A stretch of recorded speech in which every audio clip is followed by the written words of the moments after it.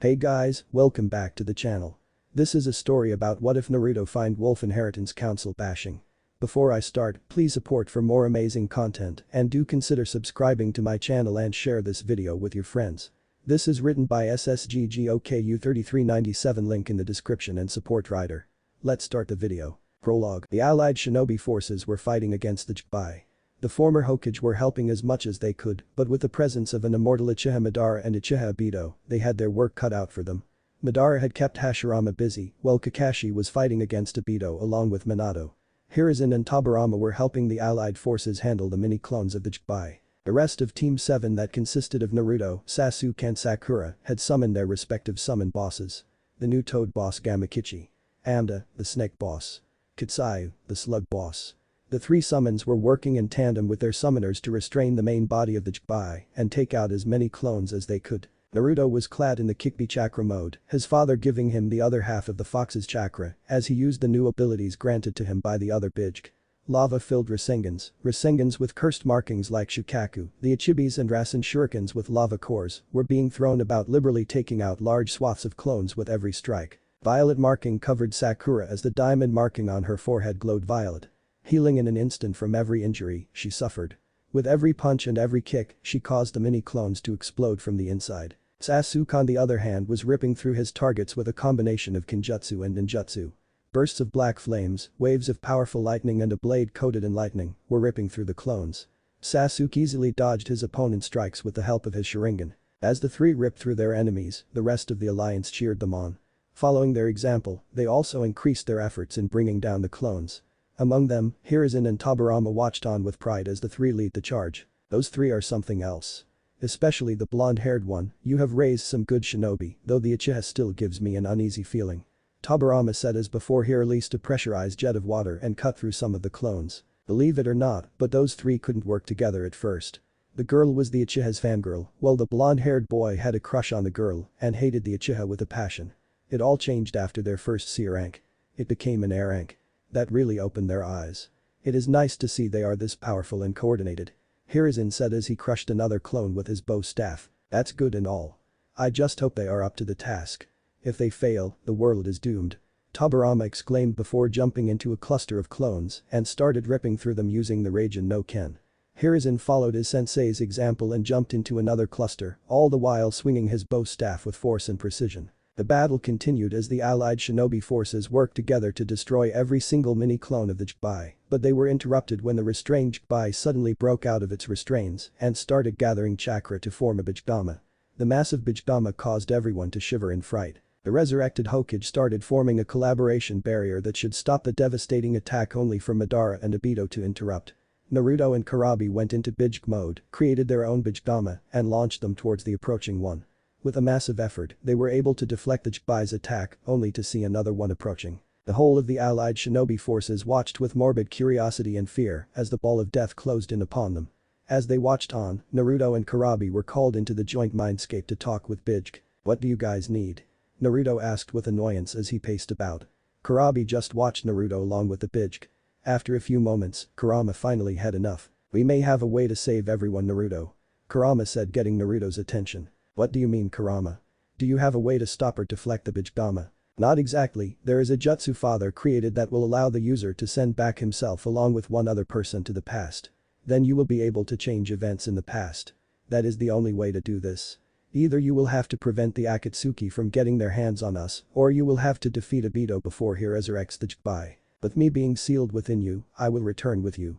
With the other having entrusted a bit of their chakra to you, when we meet up with them, we can give them their memories of this timeline. That's great. What are we waiting for? Naruto asked with annoyance. There is a catch, Naruto. This is a one-time deal. You will not be able to use the jutsu again, so you will have only one try to fix everything. We want you to take back your pink-haired teammate with you. Karabi and Jayuki will keep the Jikbai's Bijdama at bay while you use the jutsu. Do you understand? Sure thing, Kurama, but I will go alone. I do not want to put such a heavy burden on anyone but myself. I will do whatever it takes to prevent this from happening again. Naruto exclaimed with determination. I will support you as well, Naruto. Make sure to teach Madara and Obito the consequences of disturbing the peace. Karabi said with a grin, not even rapping once. Naruto nodded as he fist bumped with Karabi before they vanished from the mindscape. Sasuke had summoned his Susanoo and was firing arrows of black flame as he tried to shift the trajectory of the approaching Bijidama. Beside him, Kurabi was in Bijg mode firing a barrage of Bijidama as well, trying to slow down the approach of the massive ball of condensed chakra. Everyone looked on hopelessly as the ball kept approaching, barely slowing down. At the front, right behind the two behemoths, Naruto was kneeling on the ground. He was in Kikbi chakra mode going through hand seals. Just as he was about to finish the seals, he felt someone's eyes upon him. Looking up, he saw Sakura watching him with curiosity. "Don't worry, Sakura-chan. I will make sure that I stop this even if it is the last thing I do," Naruto said, causing Sakura's eyes to widen in shock. He can't be thinking about sacrificing himself, can he? The pink-haired medic thought to herself as a sad smile formed on her blonde-haired teammate's face before it became completely stoic. Something she once considered impossible. She watched as a cloak of violet chakra covered Naruto as he continued with the hand seals. Even though she was not a sensor, she could sense the massive amount of chakra Naruto was producing. She knew that he would not survive if he used that jutsu. Without thinking, she launched towards Naruto and clasped her hands around his neck. Her body pressing into Naruto's back. "Don't, Naruto. I don't know what I will do if I lost you," Sakura said just as Naruto finished the jutsu.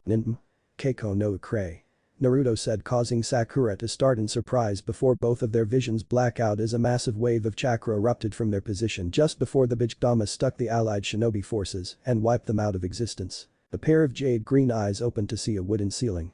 The owner sat up and looked around in shock. She realized she was in her old bedroom. One that was destroyed along with the rest of Konoha when pain attacked. Looking at the mirror on her dresser, she came face to face with a younger version of herself. Thinking that she was in a Jinjutsu, she gathered her chakra and released it in a burst in hopes of releasing the Jinjutsu. To her shock, the world did not even waver. "What? This cannot be right. Am I dreaming? No, that cannot be right. The last thing I saw was Naruto using some kind of jutsu. I jumped on his back screaming for him to stop and that I do not want to lose him, and then he said the name of some kind of jutsu and then my vision went blank and I woke up here. Did I dream all of it up?" Sakura thought to herself before shaking her head. "That cannot be right as well. I can feel my chakra still at the level it was when I fought the Jibai and I still have the infkin on my forehead. The jutsu Naruto used must be the key to my situation. What was the name of the jutsu again? Oh, right. It was Keiko no Ukrai." Sakura hummed out, "Ghosts of the past. Interesting name. Does it send the user back to the past or more accurately merges the soul and chakra of the future self with the past self? If it does, then did I interrupt the technique so I came back as well? I need to find Naruto and ask him about the damn jutsu. I hope he came back as well or I will have to do it alone," Sakura exclaimed in annoyance. "When I see that baka." "Sakura, are you alright?" Sakura heard her mother Mibuki call from downstairs. "I am fine, mom. Just a bad dream," Sakura said with a bit of a grimace. She hated lying to her parents, but telling that she was from the future was not an intelligent thing to do. No, she would keep that information close to her chest until she met up with Naruto and understood what really happened. Then hurry up and get ready. You don't want to be late for your graduation exam, do you? Mibuki called, causing Sakura's eyes to widen in shock. Looking at the calendar above her bed, she saw that it really was the date of her graduation exam. Getting out of her bed, she used a kunai to cut her hair, took a short shower, and donned her red kippao and black shorts. She wrapped medical tapes around her right thigh and then tied a shuriken holster on it. She checked herself on the mirror for a moment before nodding. "I need to get a medical supplies bag and see how good my Irene jutsu is before team assignments, but first the exams," Sakura exclaimed to herself before rushing down to the dining room. Mibuki looked up to greet Sakura good morning, only to stop short at her daughter's new look. "Sakura-chan, you have cut your hair." "That's right. I decided to stop jazzing after Sasuke and start taking my career seriously. Having long hair would only causing me problems. Can you give me big breakfast as well? I have been reading a few medical book and saw that dieting would only make me a poor kunoichi," Sakura said with a smile, getting a smile from her mother. "That's wonderful, dear, and good morning," Mibuki said as she happily gave her daughter a larger portion of breakfast. "Morning, mom, I did akamasu," Sakura said, clapping her hands before digging in. Within minutes, Sakura had demolished her breakfast. "It was great, mom. I will see you later," and with a hit I ate on my forehead. "Sure you will, dear, good luck," Mibuki said as Sakura put on her shinobi sandals and ran out of the house. Mibuki stared at the receding back of her daughter with pride. She finally became serious. "Huh?" Mibuki turned to see her husband, Kizashi, standing behind her. She just nodded with joy. "That's good. I was afraid we would be getting the news that she failed the True Genin test or that she died on a routine bandit extermination mission because she didn't take being a shinobi seriously." I am happy she has finally gotten over the Uchiha. He didn't seem too stable the last time I saw him. Kizashi nodded in agreement before turning to head into the house, Mizuki following him. Naruto woke up to the sight of his old apartment. The one he had not seen since he became the hero of the Leaf. Getting up, he walked into the bathroom and stared at his reflection on the mirror. He was a younger version of himself staring back. After a moment, he grinned. He had done it. He had come back. Now he only needed to know when. Quickly finishing his morning ablutions, Naruto walked into his bedroom and stared at the calendar he kept there. Seeing the date, he panicked. What? It's graduation day. What should I do? Naruto exclaimed in horror. He had not planned to go back this far. He wanted to go back to the day of the bell test. Now he was a week before his target date and he had to go through everything with Mizuki again. Stop panicking, Gaki. Just pass with the Kage Bunshin and say that you learned it from seeing a Jonin or Anbu using it once. It's a common technique though forbidden, so no one will think much of you learning it through imitation. Thanks, Kurama.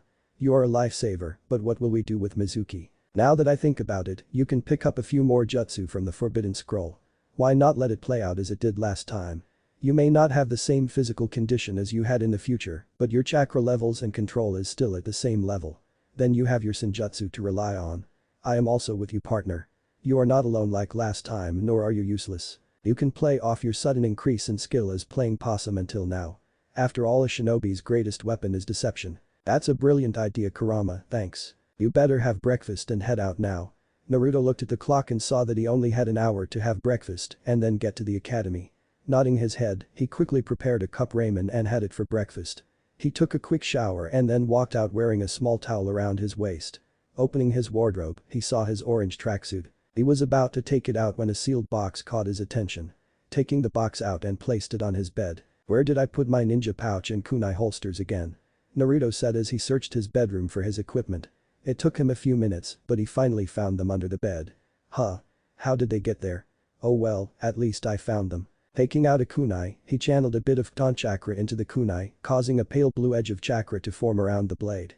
With a single swipe, Naruto cut through the tapes on the box. Placing the kunai back in its holster, Naruto opened the box to reveal an Anbu-style dress, complete with a mesh shirt and pants, a custom-burned orange flak jacket, black boots and a red haori with yellow lightning at the bottom. On top of the clothes was a pair of black equipment pouches, a dark red sealing supplies bag with a set of books for learning beginners, intermediate, advanced, and master level Genjutsu written by his mother and father. Finally, there was a small scroll. Opening the scroll, Naruto began to read. Dear Naruto, I hope that you are doing alright. Sorry for not meeting you face to face yet. Let me introduce myself.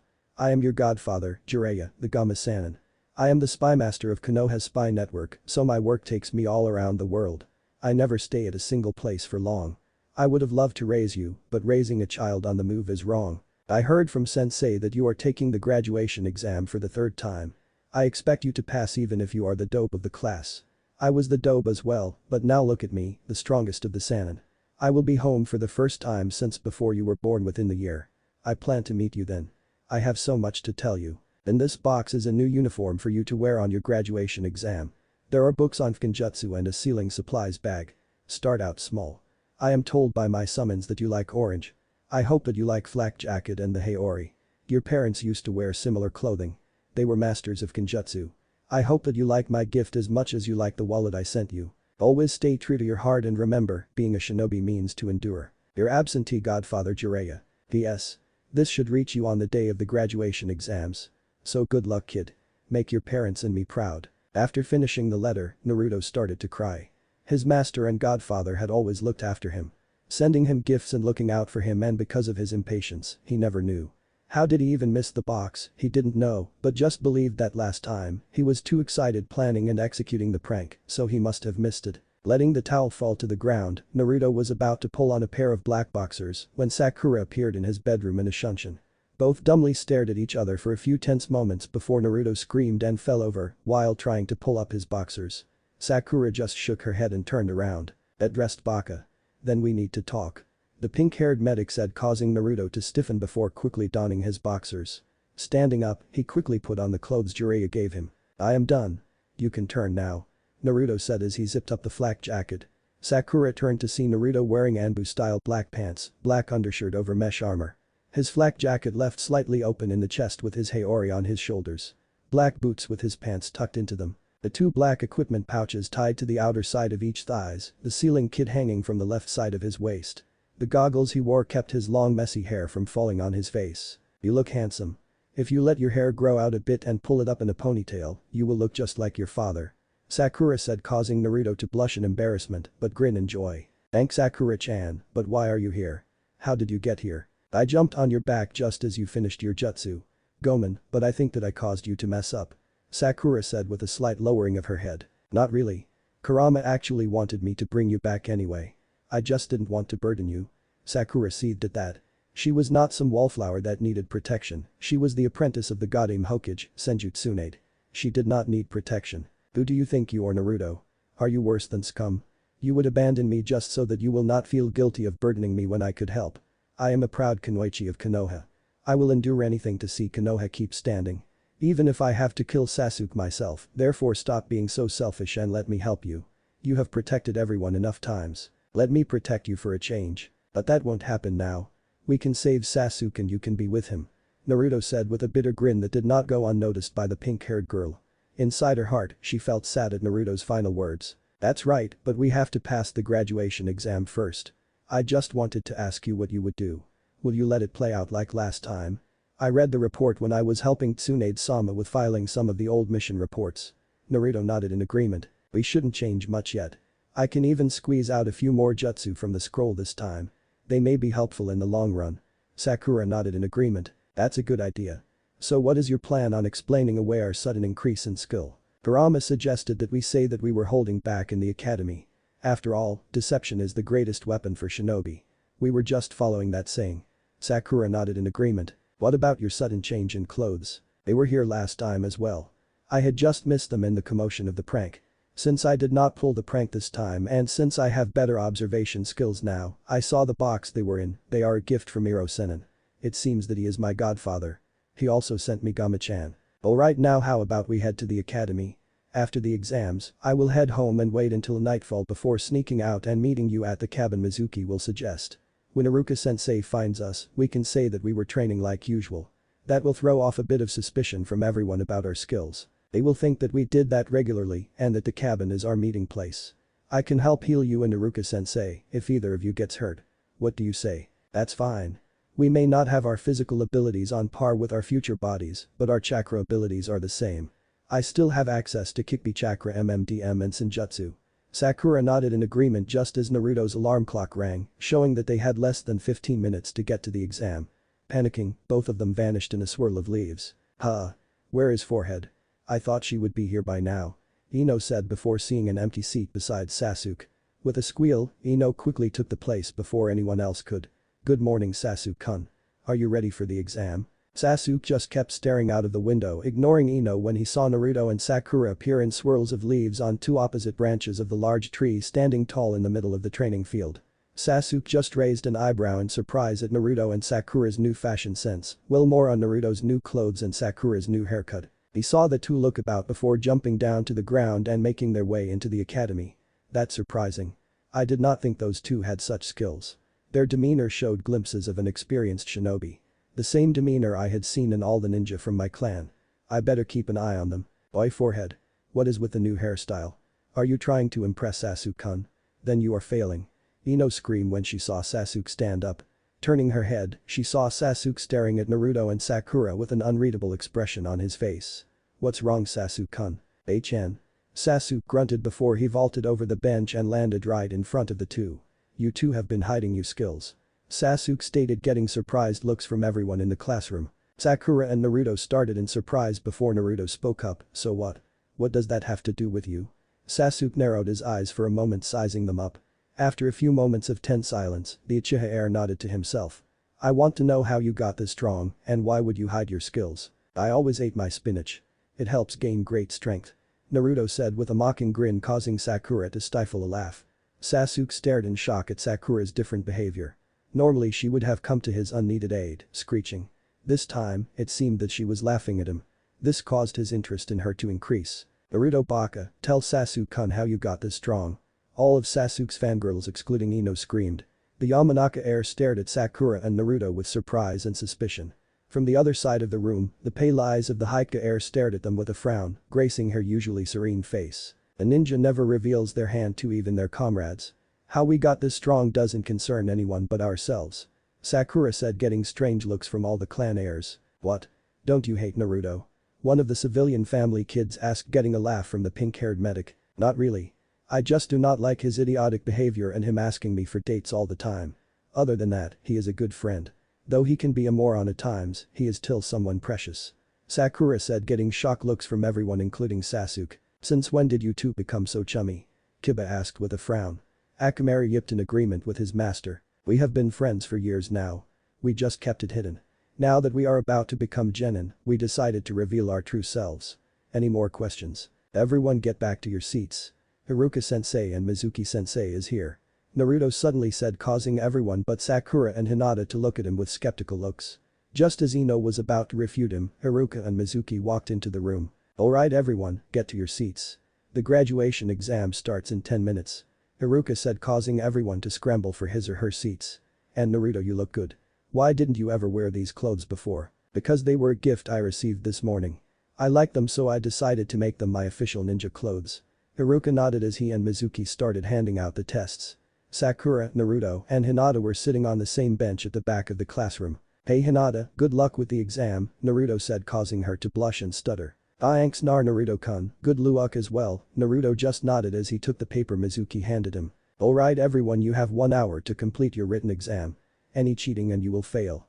Now start. Haruka said, causing everyone to turn over their papers and start writing down their answers. Alright everyone, now we shall do the physical exams. There will be a Taijutsu spar, an obstacle course, and Shuriken Jutsu test. For the Taijutsu spar, you will have to survive for 5 minutes sparring with one of the Chunin sensei or knock your sensei out. To pass the obstacle course, you have 3 minutes. For Shuriken Jutsu, 5 kunai and shuriken will be handed to you. You will have to have a minimum aggregate score of 6 to pass. Now as I call your names, please come up, take your shot at the obstacle course.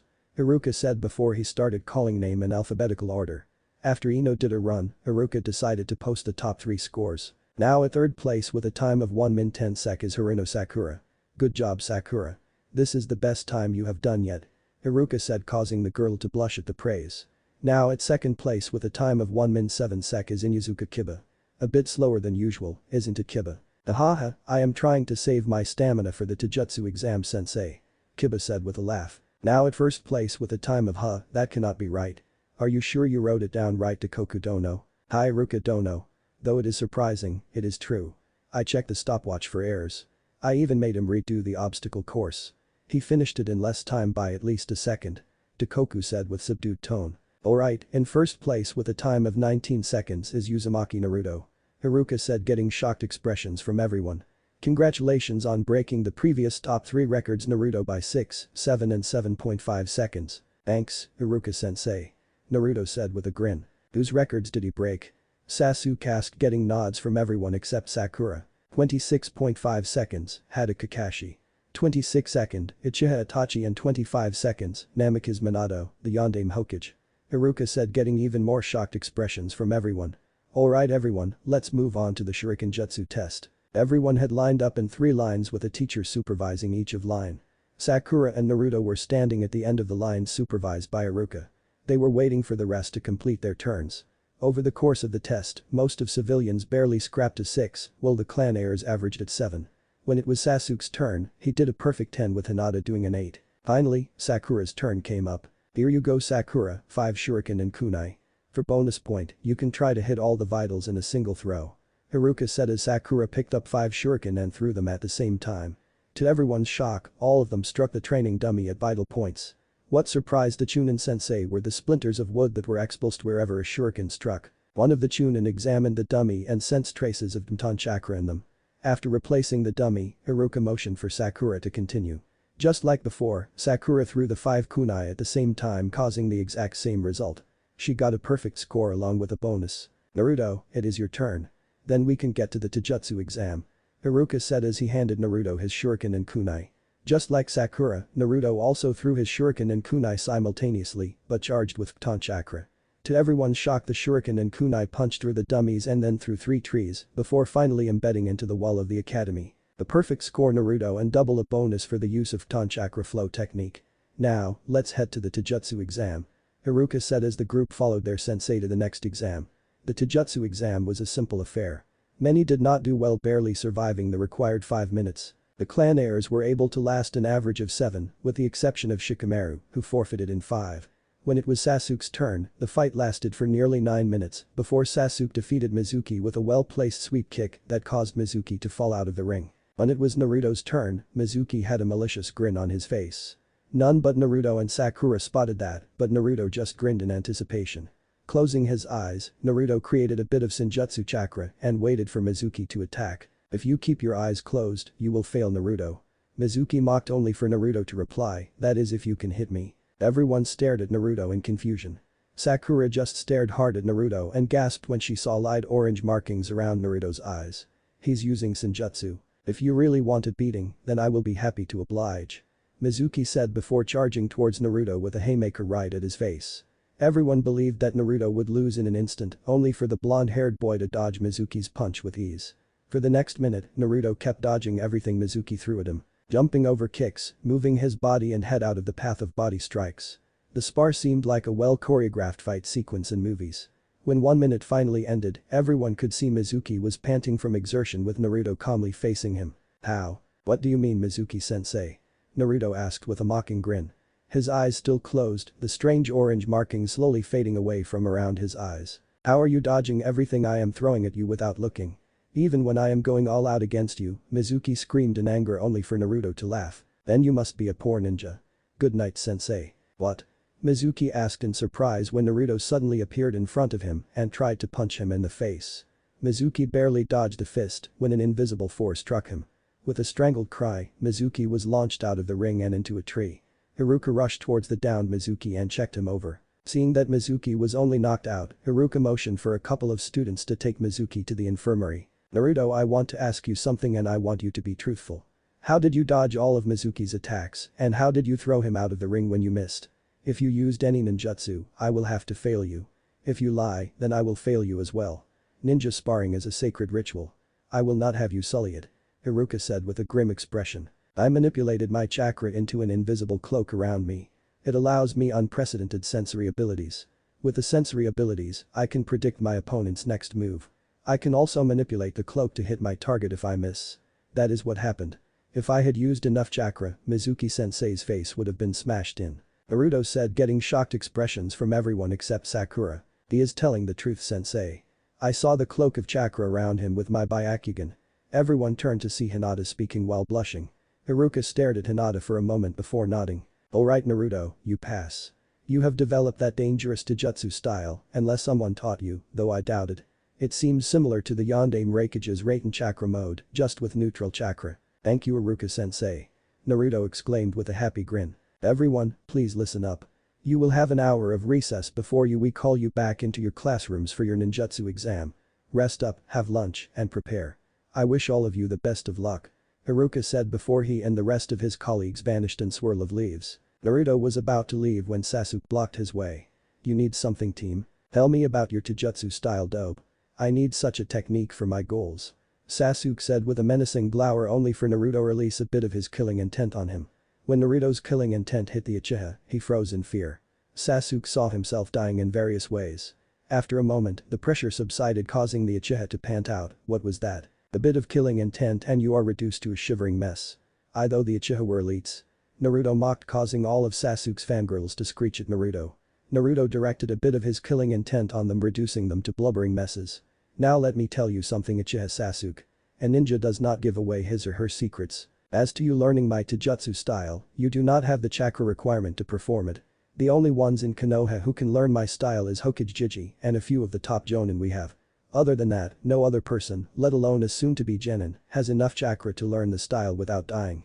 Now stop bothering me. If you truly want to become stronger, then meet me on top of the Yondaime's head tomorrow at dawn. With his piece said, Naruto vanished in a swirl of leaves as well. Sasuke just grunted before he walked away from the group. Welcome everyone. As we call your name, please enter the room for your ninjutsu exam. Till then, I ask that everyone stay outside. Haruka said, getting nods from everyone. After everyone left, Haruka started calling names alphabetically. After half an hour, they called for Naruto. Alright Naruto, show us your henge. Naruto nodded and transformed into the Yondaime Hokage, shocking the glowering Mizuki and serious Iruka.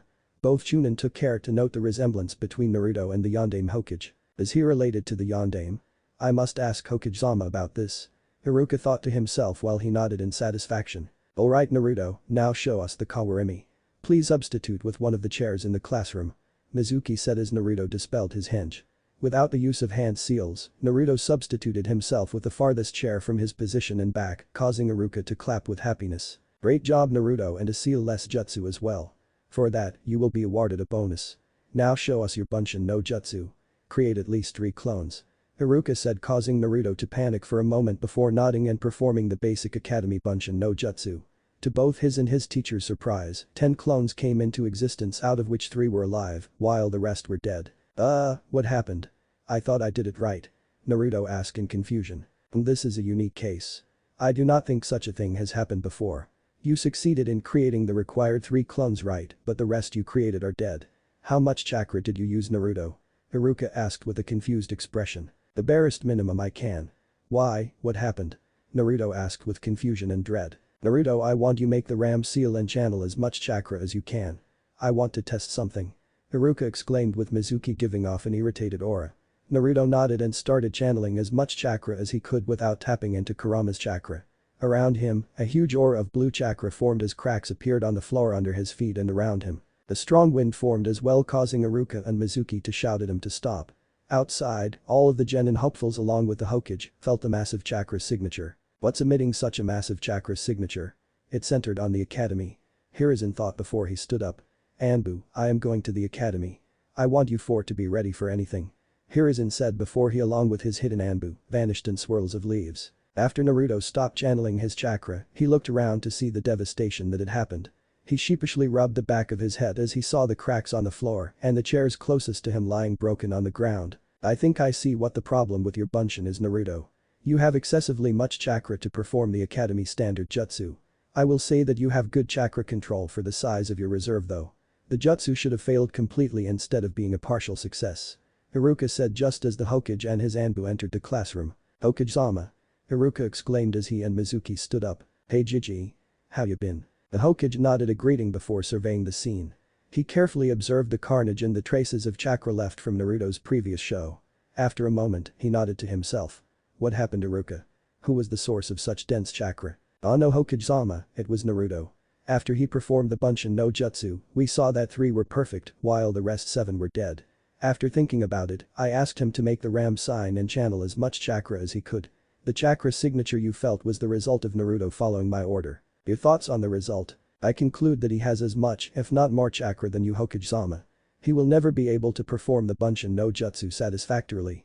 He will need a more chakra-intensive Bunshin to pass, probably an element-based one.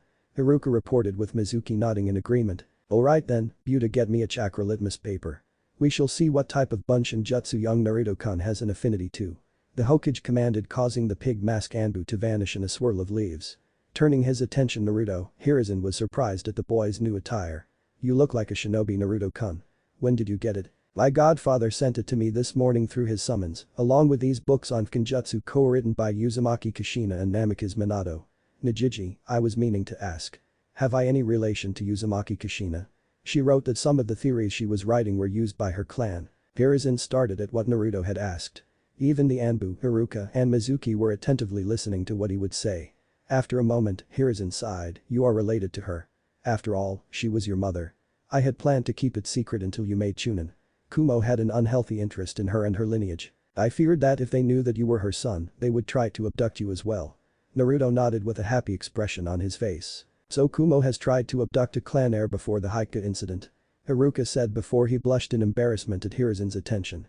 Seeing the fidgeting Chunin, Hiruzen just nodded before turning his attention back to Naruto. The Uzumaki clan was distant cousins of the Senju clan. They had their own village, Yuzashiogakure no Saten.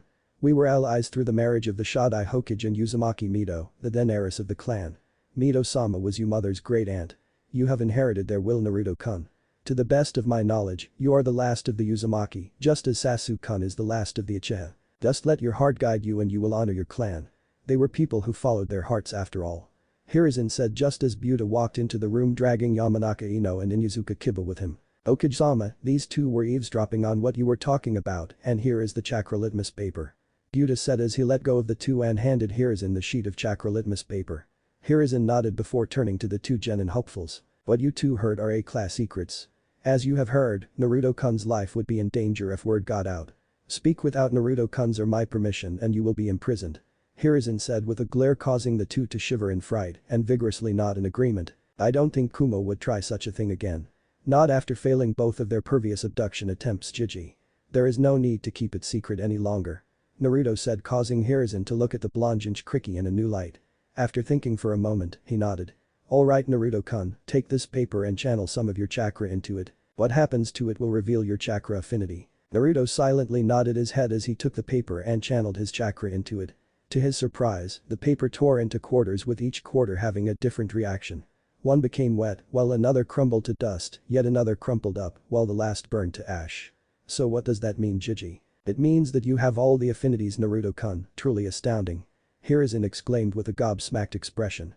Anyway, I will have an Anbu teach you Mizubunshin no Jutsu. You will have a week to master it. I will see how well you do a week from now. If you can show me that you have mastered Mizubunshin to an acceptable degree, you will pass. Now, why do not you and young Inuzuka-kun step outside so that young Yamanaka-chan can take her test? After that all of you will be free for the day. Thanks Gigi. Come on dog breath, let's get out of here. Naruto said, dragging the protesting Inuzuka along with him. What happened in there?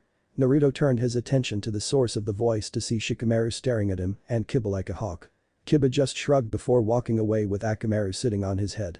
Naruto was about to do the same when Shikamaru placed a hand on Naruto's shoulder. I know that the chakra presence was yours, Naruto. What happened? Naruto sighed before he said, I have more chakra than Hokage Gigi. It is a common factor in my clan.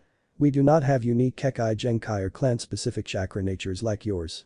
What we do have are our innate talent with Genjutsu, denser and large chakra reserves and a very strong vitality. Because of that, my Bunshin failed.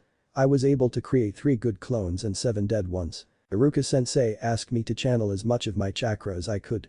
What you felt was doing as I was asked. I see, so you didn't pass. I will have to redo the ninjutsu exam a week from now after I have been taught the Mizubunshin no Jutsu from an Anbu Gigi will assign to teach me. See you during team assignments. Naruto said as he walked away from the intrigued Nara. Shikamaru watched as Naruto approached Sakura before they started quietly whispering to each other. He just cocked an eyebrow before turning around and walking up to Choji. Something interests you, Shika. Naruto and Sakura are behaving very strangely today. Either they are better shinobi that everyone gave them credit for or something else is going on. You are just clutching at straws, Shika. Ninja are supposed to be secretive of their lives. Most civilian families do not like Naruto much, most of all Sakura's mother. They must have kept their friendship secret so that her mother did not pull her out of the academy. Now that Sakura is assured to become a Kunoichi, they decided not to hide anymore. Choji said as he munched on a packet of potato chips. Hey guys, you won't believe what I heard. Ino exclaimed as she hurried over to the two along with a few of her usual female friends. Mendikus, what did you learn now, Ino? Shikamaru asked with a bored tone that went unnoticed by Ino and her friends. Naruto is part of a clan. He is the last of his clan just like Sasuke-kun, and his clan and the Senju were allied and distant cousins. He also has an affinity to all the chakra natures. Ino said with a grin causing the girls to start whispering. Shikamaru just sighed and ignored the blonde loudmouth girl. Naruto was sitting on the swing, waiting to see if Mizuki would approach him or not. As he waited, he caught Sakura's eyes and shook his head, signifying that Mizuki had not approached him yet. Sakura nodded before she saw Mizuki approaching Naruto. With a couple of slight motions of her finger, she quickly told Naruto that she would meet him at the cabin before she turned and walked towards her mother, who was watching her silent conversation with Naruto. That was quite impressive, Naruto. I wish you did not have to wait one more week to pass. I know you can do it. Mizuki said with false enthusiasm, getting a nod from Naruto who acted as if he was depressed. Why so down? You didn't fail. You still have a chance to pass if you work hard this week, or you could take the secret test and pass tonight. What secret test, Mizuki-sensei? Mizuki smiled while he inwardly grinned in anticipation. The secret makeup test. It is offered to those who have failed for some reason but have great potential. With your heritage, determination, and you having all the chakra natures, I think you qualify to take the test. What do you say? Will you take the test? Then you will also become the Rookie of the Year. Naruto's eyes widened in glee as Mizuki grinned. Of course, Mizuki-sensei, I will take the test and then I will be one step closer to become Hokage. Naruto exclaimed, causing Mizuki to hide a malicious smile before he nodded in false happiness. That's great Naruto, this is what you have to do as Mizuki whispered something to Naruto. The boy nodded with enthusiasm though to those who knew him well would see that he was faking it. Chapter 1 Trials of a Sage. Naruto appeared in the clearing in a swirl of leaves. The forbidden scroll strapped to his back.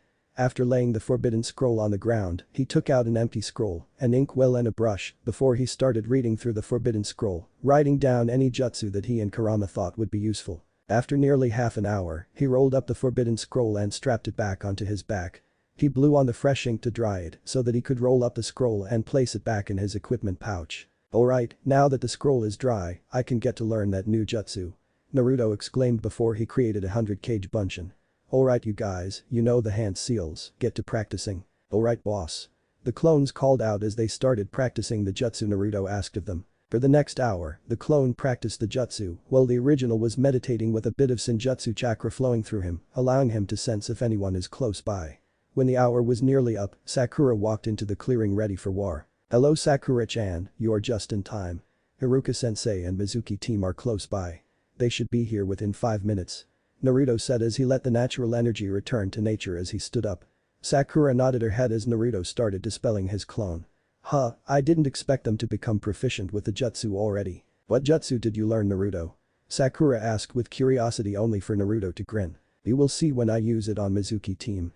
Naruto said causing Sakura to huff but nod in understanding. Alright, then I will hide using Maguragakure no jutsu. Naruto nodded as Sakura submerged into the ground without even leaving a trace of her presence. Why would Naruto steal the forbidden scroll? Haruka thought as he rushed through the forest surrounding Konoha. As he was passing close by to an abandoned cabin, he sensed Naruto's chakra signature. Changing his direction, he quickly rushed towards Naruto for an explanation. Within a couple of minutes, Haruka appeared on the branch of a tall tree and saw Naruto creating a few Bunshin before dispelling them and again creating a few before dispelling them again. Naruto, what are you doing? Haruka called out as he jumped down from the tree and landed beside the blonde-haired Jinchuriki. Haruka-sensei, I found you. Naruto exclaimed only for Haruka to shout out, Baka, I am the one who found you. What were you thinking stealing the forbidden scroll of sealing? But Mizuki-sensei said that if I could steal it and learn a jutsu from it, I would pass and become the rookie of the year. Naruto said with confusion, hoping that Haruka will not realize that he was faking being confused. After all, he already knew the test was a lie. Mizuki, but why would he say something like that? Haruka said before he heard the sound of a shuriken flying towards them. Haruka looked up to see a Fukma shuriken flying towards Naruto's back. Naruto was about to jump away when Haruka pushed him out of the way, the Fukma shuriken digging deep into Haruka's chest. Coughing up blood, Haruka glared up at Mizuki. So that was your plan Mizuki. Have Naruto steal the forbidden scroll, then you come by and kill him. Do you hate him that much? Mizuki laughed at that, you are naive Haruka. It is not that I hate the Gaki. In fact, he and I are a lot similar. Like me, he took the first chance to become stronger. I will take the scroll after killing you two and then head to Orochimaru-sama. He shall then grant me great strength. Haruka and Naruto frowned as Mizuki declared that. I won't let you get the scroll team. I hate traitors and you will die your treachery. Naruto screamed as he threw a Futon chakra-coated kunai at Mizuki who just leaned back, letting the kunai punch through the tree trunk behind Mizuki. Naruto, have you wondered why the village seems to hate you? Mizuki said with a sick grin causing Haruka to panic while Naruto put on a curious look. No Mizuki, you mustn't. It is forbidden. Haruka called out before he coughed up a bit of blood. Let me tell you then, you are the Kikbi no Imp. You are the demon fox that attacked Konoha 12 years ago. Mizuki said expecting Naruto to freeze up. Unfortunately, for the traitor, Naruto just lowered his head, causing his bangs to cover his eyes. After a moment, a small chuckle left Naruto causing both Chunin to stare at the blonde Jinchuriki in shock. You really don't understand Fukinjutsu, do you team? Moreover, we have known about the Kikbi for a long time now. Isn't that right Sakura-chan? Naruto said causing both of the Chunin to look at him in confusion. What do you mean Naruto? Sakura isn't here. Haruka said just before the ground under Mizuki exploded with the pink-haired Kunoichi emerging from the newly created hole with her fist cocked back. Ah! Sakura chanted as she struck Mizuki with a chakra-enhanced punch, launching the traitor back before he puffed into smoke, revealing a splintered log. Using a quick shunshin, Sakura appeared beside Haruka. Hold on Haruka-sensei. I will heal you up. Before Haruka could even protest, Sakura pulled the Fukma shuriken out and placed a green glowing hand on the wound. Haruka looked surprised but smiled when the soothing feeling of the Iram chakra permeated the wound, causing it to heal up quickly. After Haruka was healed up, Sakura turned to Naruto and asked, Naruto, where is the team? He is on the tree at 9 o'clock from our position, Naruto said, as the sides of eyes were pigmented orange again. His sclera was now yellow, and his pupils were horizontal bars. Sakura nodded before she rushed towards the tree and with a single punch, caused it to fall as the punch reduced the base to tinder. "How is she this string?" Iruka asked in awe as he watched Sakura take down the large tree with a single punch. "If I am not mistaken, it seems to be like Tsunade Sama's famed super strength technique." "That's exactly what it is. Sakura-chan has perfect chakra control. She is using that control to release burst of chakra to increase her strength many times over. She decided to surpass Tsunade of the Densetsu no Sanin." Iruka nodded when he noticed Naruto's eyes. "What happened to your eyes?" Oh, it is the final state of my taijutsu style. I merge my chakra with natural energy and coat my body in it. It strengthens my strength to levels even beyond Sakura-chan's, while it also gives me very strong sensory abilities. If I need to, I can fight Mizuki with my eyes closed," Naruto said, causing Iruka to gape at Naruto before an explosion drew his attention to Sakura and Mizuki's fight. He watched as multiple explosive tags exploded around Sakura. To his shock, Sakura was not there when the smoke cleared. "Sakura-chan is wasting too much time. She doesn't have the stamina to continue for much long," Naruto said, causing Iruka to look worried. Before he could voice his worry, Sakura appeared beside them from underground. "I thought he would be a pushover and he is, but he isn't letting me get close enough. You will have to defeat him, Naruto. I will watch over Iruka-sensei," Sakura said as she panted lightly. Naruto created 5 clones and rushed Mizuki, who was drinking some kind of purple liquid from a vial. Just as Naruto and his clones reached Mizuki, the traitor convulsed before he started mutating into a man-lion hybrid. Jumping back, Naruto and his clones watched with disgust as Mizuki's muscles bulged up and his hand and feet grew claws. "What the hell is happening with him?" Iruka asked, only for Mizuki to give a demonic laugh. "This is just a bit of the power Orochimaru-sama has offered me. Now all of you will die here," Mizuki said before he rushed towards Naruto and his clones with increased speeds. Just as Mizuki was about to bring down his clawed hand at Naruto, a clone kicked the mutated Mizuki away as the original was weaving hand seals. "What will a puny jutsu do to me?" Mizuki called out, seeing Naruto weaving hand seals. As Mizuki was about to mock Naruto some more, Naruto finished weaving all the hand seals. "Hakuanjim no jutsu," Naruto called out, causing Iruka to gasp as he himself, Sakura and Mizuki were caught in the technique. "That's the Nidame's Jinjutsu. A measly Jinjutsu, you expect to defeat me with a Jinjutsu?" Mizuki called out as he brought his hands into the ram seal and released a pulse of chakra while calling out, "Kai." To the man's surprise, the Jinjutsu was not being dispelled. "What is happening? Why isn't the Jinjutsu dispelling?" That particular Jinjutsu was created by the Nidame before the creation of Konoha. It is a real illusion.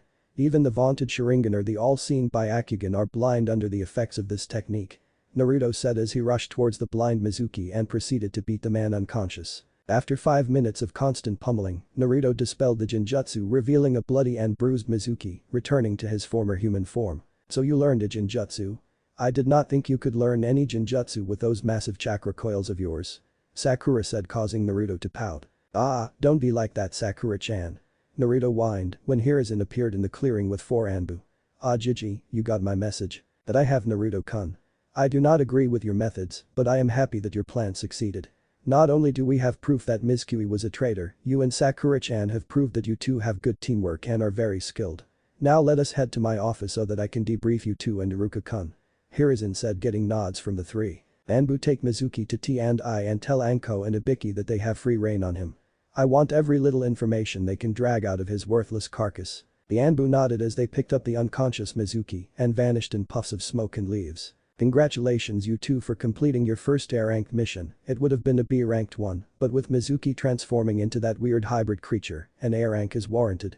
You can pick up your pay from the mission desk after you get your formal license.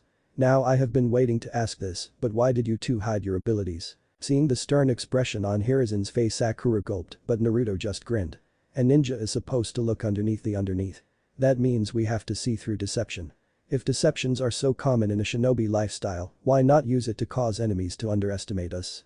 Therefore, we decided to hide our abilities until we are forced to reveal them. Are we in trouble, Jiji?" "No, you aren't, Naruto-kun, Sakura-chan. I just wanted to see why you two did it. I understand your reasoning. You two will be splendid ninja in the future. Both of you show the characteristic we look for in Konoha Chunin and Jonin. Your teamwork was exemplary and your individual abilities were nothing to sneeze at as well. If what I suspect of your abilities is true, then I can say that with a bit of experience, both of you will become Jonin within the year," Hiruzen said, getting a nervous smile from Sakura and a bright grin from Naruto. "You can hand over the hat within the year, Jiji, Dadaboyo." Naruto exclaimed as he stood up only for Sakura to pull him down back to his seat by his ear. I let go Sakura-chan. Calm down Baka. If you keep behaving like that, I will oppose you getting the hat. Any Kage is supposed to both be the strongest shinobi and the one with the coolest head as well. The Kage is not only a leader. He or she is also a diplomat who helps keep the peace between the villages though talks. You still have a long way to go before you are ready to become Hokage. Hiruzen and Iruka watched with amusement as Sakura scolded the overexcitable blonde Jinchuriki, who had a sheepish expression on his face. Ahem, Hiruzen coughed, getting the two genins' attention. Sakura blushed in embarrassment while Naruto turned his attention to the old man with a curious expression on his face. As much as I am amused with watching Sakura-chan scolding you Naruto-kun, I have a large amount of paperwork to go through, an amount that is increased by a great margin due to Mizuki's duplicity. So I would suggest you two head home and have a good night's sleep. Sure thing Gigi, but why don't you use Kage Bunshin to help you do the paperwork? With the memory transfer ability, you would be done in half the time if you use only one clone, not to mention multiple clones. Naruto said with a confused expression while Sakura and Iruka observed Hiruzen's wizened face change expressions from confused to shocked to self-loathing to suspicion. Thank you for the tip Naruto-kun, but how did you know about Kage Bunshin and its memory transfer ability? I may have peeked into the Forbidden Scroll and learned a couple of jutsu from it.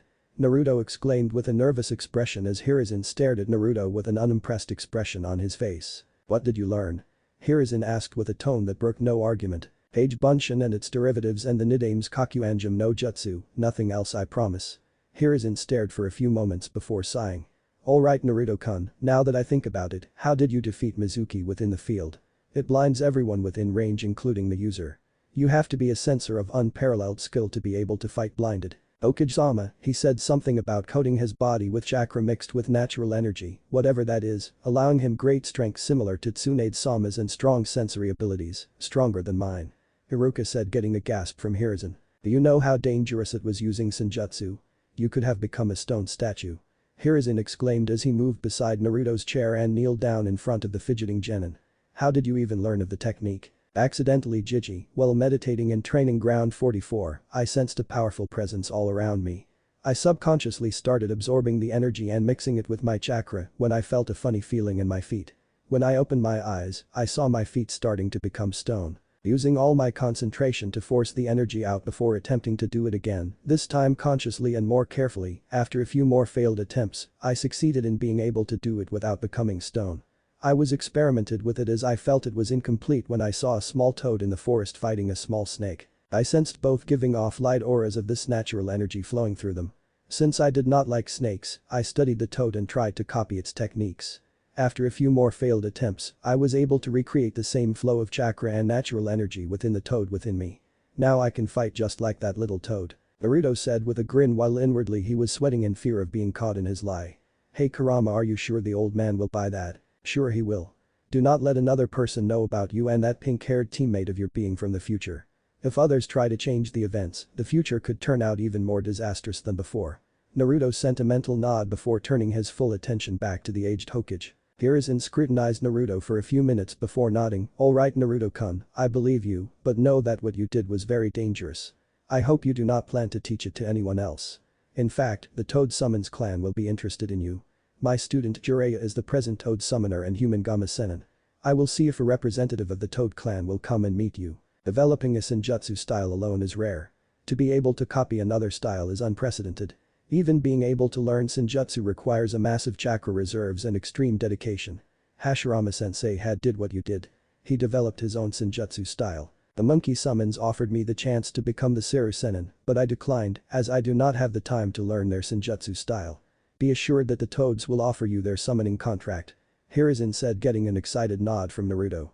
Remember Naruto-kun, Senjutsu is a kinjutsu without a proper trainer or the proper chakra reserves and willpower to use it. Do not teach anyone else. Ah no, Hokage-sama, Naruto had already started teaching me how make my own Senjutsu style.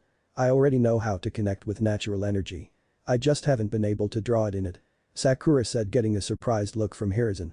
With a thoughtful look, Hiruzen made the ram hand seal and pulsed his chakra, causing him to look surprised at Sakura's chakra reserves. You have a very large chakra reserve for one your age, who isn't a Jinchuriki and Uzumaki or both. At that, everyone looked at Naruto who gave a sheepish smile. Most of your chakra feels spiritual in nature instead of physical, so it means that your chakra is mostly made of yin chakra. You have the reserves to learn Senjutsu, but I would advise building up your yang chakra a bit more before attempting to mix natural energy with your chakra. Sakura nodded in understanding before she stood up and bowed. Thank you Hokage-sama, I will make sure to do as you advised. Hiruzen nodded and made a small dismissing motion, causing the two academy graduates and their teacher to stand up and move towards the door when a small puff of smoke caught the group's attention. Wait a moment you three. Gamaharu, what have you come here for at this time of night? Hokage-sama, I bear a message from Jiraiya-sama. Here is the scroll he entrusted to me, a small brown toad said as he handed Hiruzen a wrapped scroll, who took it with a small thank you. I shall be leaving now, have a nice night. Wait Gamaharu, I have need of you. Young Naruto-kun, there seems to have developed a Senjutsu style similar to your clan style Senjutsu.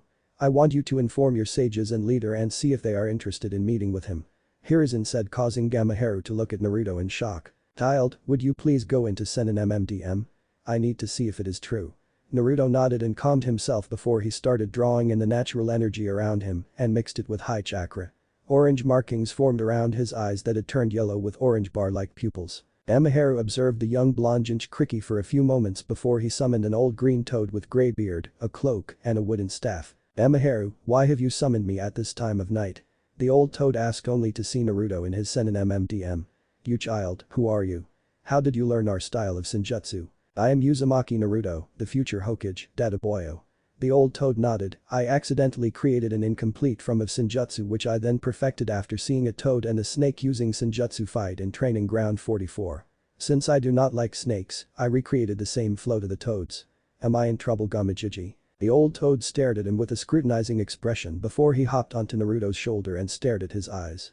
After a few moments, the toad nodded to himself and jumped back to Hiruzen's desk. You have an unconventional prodigy here Hokage Dono. Jiraiya has kept an eye on the child from time to time through us. We all know that he is not a good shinobi, but he has determination similar to Jiraiya-chan himself. He has been hiding his abilities it seems along with the pink-haired girl. His present reserves are rival that of Senju Hashirama at his prime. The girl has a greater reserve than Tsunade-chan's when she fought Hanzo. These two shall be great in the future. I think so too, Fukasaku Dono. What will you do with Naruto-kun? I thought that you and your clan deserved to know that he created a copy of your style. His one is still crude to a certain degree. I will talk to Gamabunta and see if I can get him permission to sign our contract.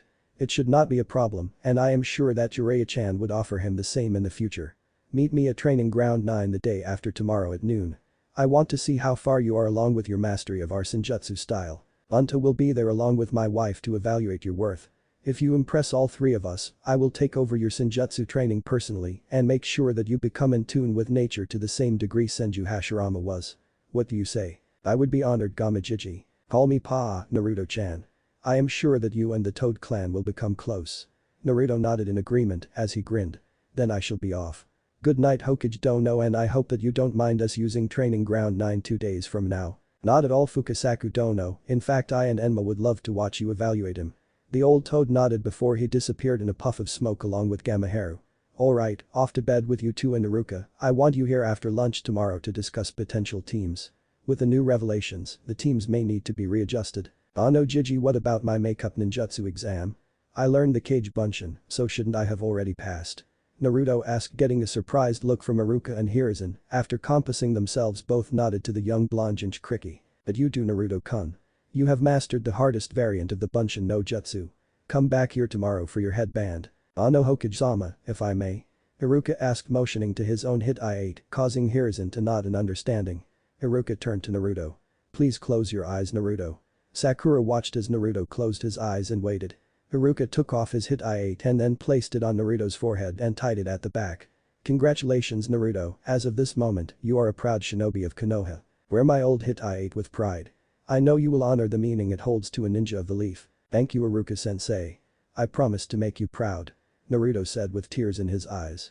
Beside him, Sakura watched with pride and hidden affection. Ahem, I think that you three must be going. I will quickly handle the paperwork and head home as well. Hiruzen said, causing the three to blush before nodding and vanishing in swirls of leaves. Hiruzen smiled before he created 10 Kage Bunshin and started going through the mound of paperwork. Why have you called me here elders? A gigantic red toad asked as he hopped into a shrine-like building where an equally gigantic yet extremely old toad sat with two smaller toads sitting beside the old one. I called a meeting between you and the elder due to a human child who has gained my attention. Fukasaku said, getting a surprised looks from the female toad and the gigantic red toad. The old one ignored everything happening around him. Why has a human garnered you attention, Elder Fukasaku? The red toad asked with surprise, getting a laugh from Fukasaku. Why wouldn't he, Gamabunta? He created an incomplete Ninjutsu style, and then after observing a fight between one of our own and one of Manda's in the Forest of Death, he recreated the same flow of Ninjutsu chakra we use. He even showed me that he was able to go into Senin MMDM without help. I have asked that we spar 2 days from now at noon, at Training Ground 9 in Konoha. I want to see how far along he is. I wanted to ask you two to help me evaluate his abilities. Who is the child, Pa? Minato-chan's son Ma. From the reports he may seem an idiot without talent, but it seems that he and his friend has been hiding their true abilities. A true prodigy if I say so myself. Either that or he learns kinesthetically instead of reading about it. If it is the second one, then he may have trouble learning about Kenjutsu. It would be a shame if he can't learn Kenjutsu. Both his parents were great masters of that nearly lost art. Gamabunta said, getting nods from the two elders while the large elder seemed to be sleeping. So what do we do about the boy? Do we wait until Jiraiya-chan gives Naruto-chan the chance to sign the contract, or do we offer it to him? Ma asked with confusion, getting thoughtful looks from Gamabunta and Fukasaku. Let us evaluate him first. Then we can think of offering him the contract. Gamabunta said, only for a cough to get their attention. They turned to see the extremely old toad cough and sit up straight. Great Elder? Fukasaku asked with trepidation. The Great Elder never gets himself directly involved with clan matters unless he gets a vision. Fukasaku was afraid of what the elder had seen now. Tell me, does the child have blonde hair, blue eyes, and whisker marks on his cheek? The Great Elder asked, causing the 3 other toads' eyes to widen in shock. This was the most lucid sentence they heard out of him. Not even the toad sages, Ma and Pa, had heard him ever being lucid. Yes, he does, old geezer. Ma said with a shocked face, getting a small chuckle out of the old toad. Good, that is very good indeed. We have found the Imjin no KM. Offer him the contract outright. I shall take him in as my apprentice as I had Hagoromo. The Great Elder said, causing the other 3 toads to gape at the old toad. Not in living memory did anyone know of the Great Elder taking an apprentice. Of course, Great Elder, the 3 toads exclaimed in unison. And call the present toad summoner here as well. I wish to speak with him. Last time I spoke with him, I was too deep in a trance to tell him all that he needs to know. I want him here by tomorrow morning. Moreover, I shall be evaluating him the day after tomorrow, so I shall go with you. The Great Elder said, getting shocked expressions from the 3 toads who just nodded in a stupor. Then go, I must sleep. It has been over a millennium since I had a good night's sleep. The 3 watched as the Great Elder got out of his chair and moved to the unused bed made of leaves on the other side of the chamber. He laid down and promptly started snoring, causing the 3 toads to stare in surprise. What should we do now? Gamabunta asked, getting a shrug from the 2 younger elders. Why don't we just get out of here and go to sleep? I can reverse summon Jiraiya-chan tomorrow for his meeting with the Great Elder. We do not have to discuss Naruto-chan's situation anymore. The Great Elder has already decided to take him as his apprentice.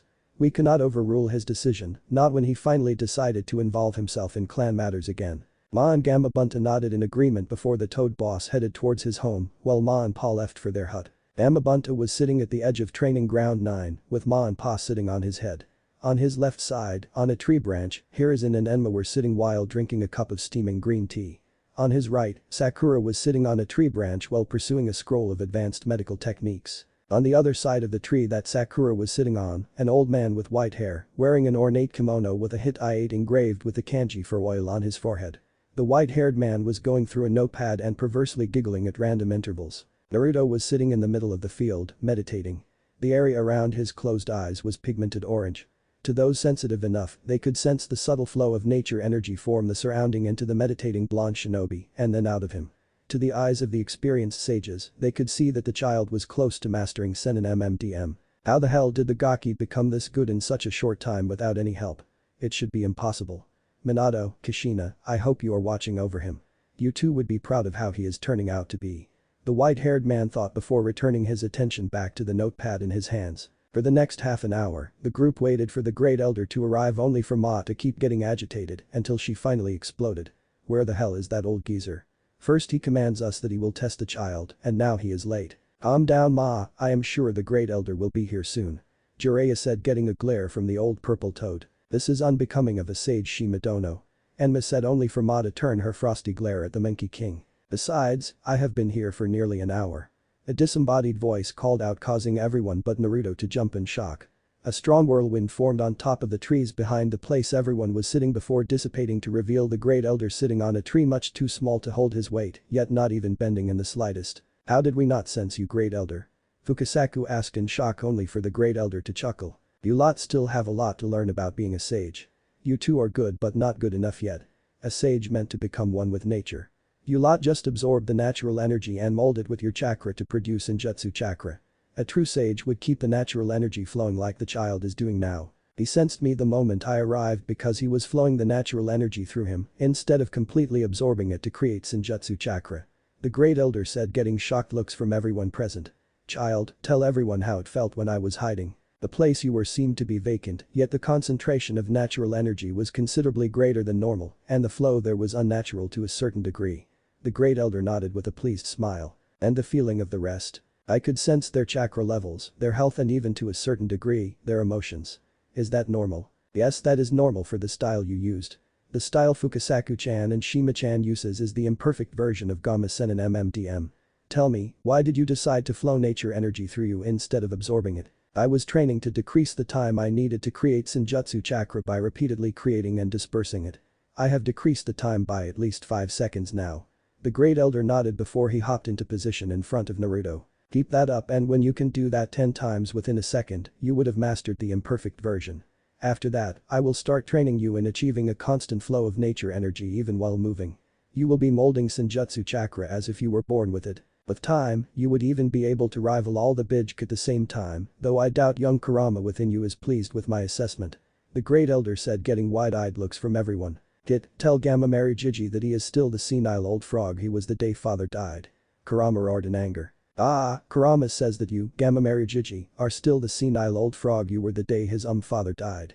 Naruto said, getting confused looks from everyone except Sakura and Gamamaru. The great elder laughed in mirth. "It seems that the old fox still resents that comment I made about his ears looking like rabbit ones."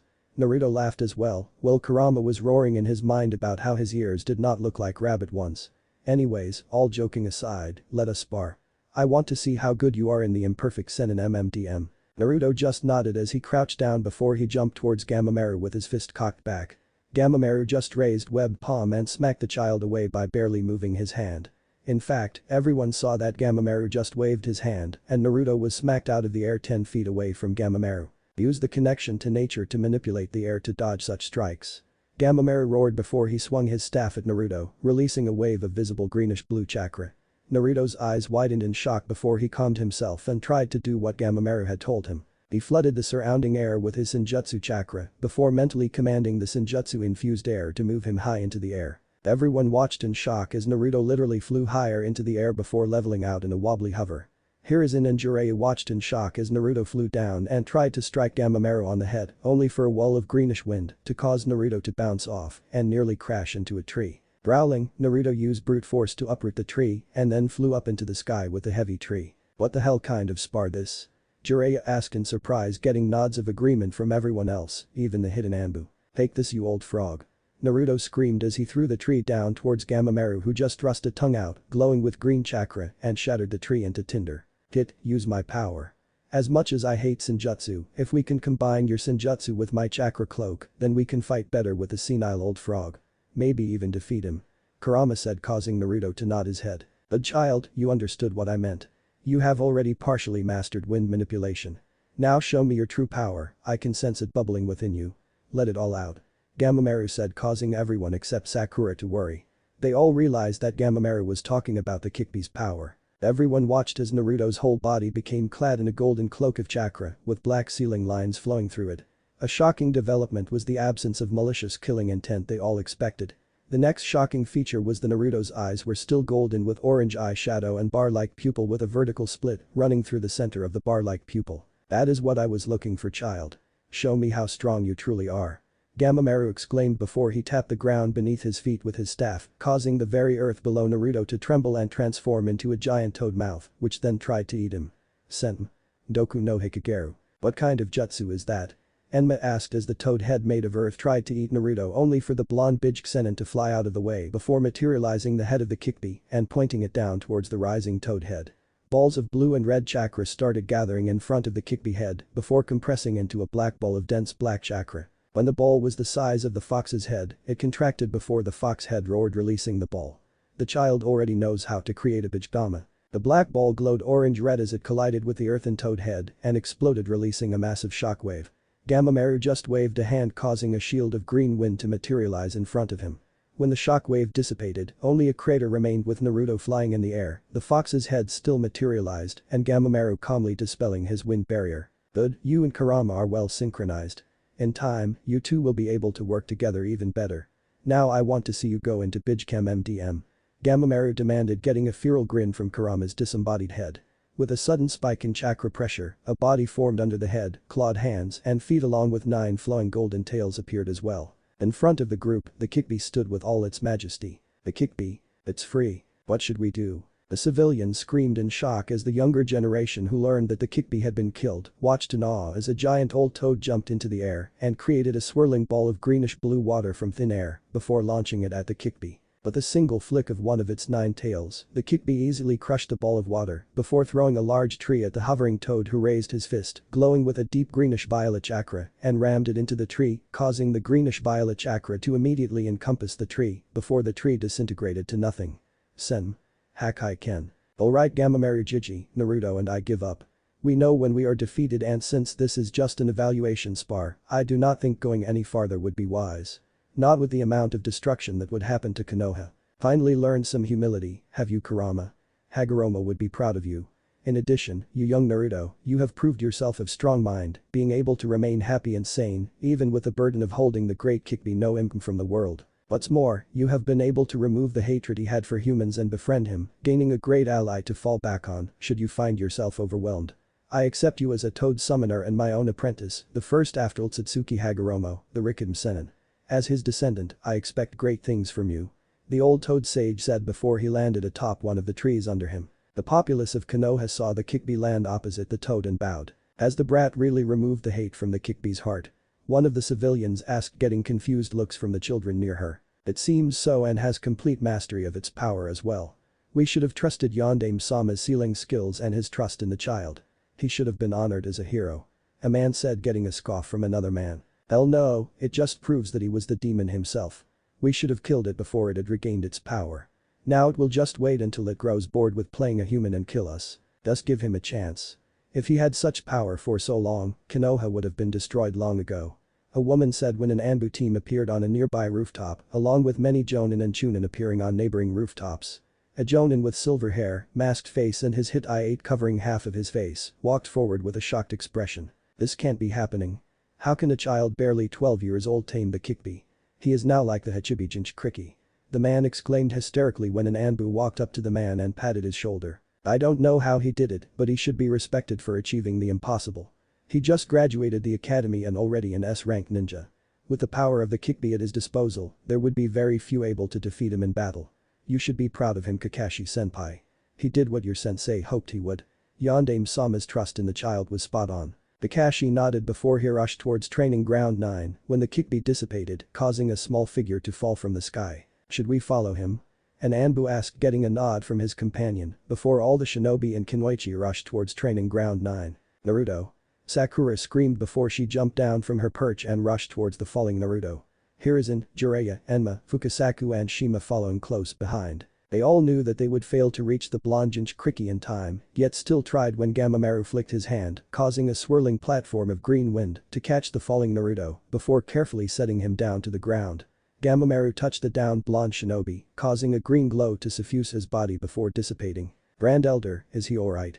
Fukasaku asked with concern as Sakura placed a glowing hand on Naruto's chest and another on his navel. Yes, he is. He has just exhausted himself from using so much power. His body is not ready to handle Bijchem MDM for more than a few minutes, especially not Bijchem MDM augmented with Senjutsu. I have already healed him of the damage done to his chakra coils from the intense chakra flowing through him at that moment. He should be up within a few minutes and completely replenished of chakra as well. When he wakes, tell him that I shall start his training after he masters drawing in and releasing of nature energy 10 times in a second. Until then you shall help him master Kawazu Kumite and the various toad-style ninjutsu we have, Fukasaku-chan. Great Elder, if I may ask, what type of ninjutsu were you using? Jiraiya asked as Sakura stood up, causing the green glow around her palms to fade. At this moment, Kakashi and the rest of the shinobi in Kunoichi arrived at the training ground. "Okage-sama, are you alright?" An Anbu asked, causing Hiruzen to motion for silence. "What I was using wasn't ninjutsu, child. It was ninshu, the techniques created by my student Hagoromo. The one you know as the Rikiden Sennin. Indra, his elder son, created the ninjutsu you use, while his younger son Ashura specialized in ninshu and dabbled in ninjutsu. Ninshu deals with the molding and manipulation of chakra and the elements through willpower. Ninjutsu deals with the same through hand seals. While ninjutsu is easier to learn, ninshu is more potent. Now I must be off. It has been over a millennium since I have fought anything. I must rest." The old toad said before vanished in a puff of smoke. "Okage-sama, is it true? Has Naruto-san really mastered the Kikbi's power?" A female Anbu with a cat mask asked, getting a nod from the Hokage. "But he has, not only that, he has also purified the Kikbi's hatred for humanity and befriended it. With the stunt he and Gamomaru-sama pulled, it seems that I have to make an announcement and prepare for a council meeting. Tori, I want you to go and inform all the counselors of a meeting 2 hours from now, both civilian and shinobi alike." Tori nodded before he vanished in a puff of smoke, leaving behind a swirl of leaves. "Here is an old friend, you better get back to your paperwork.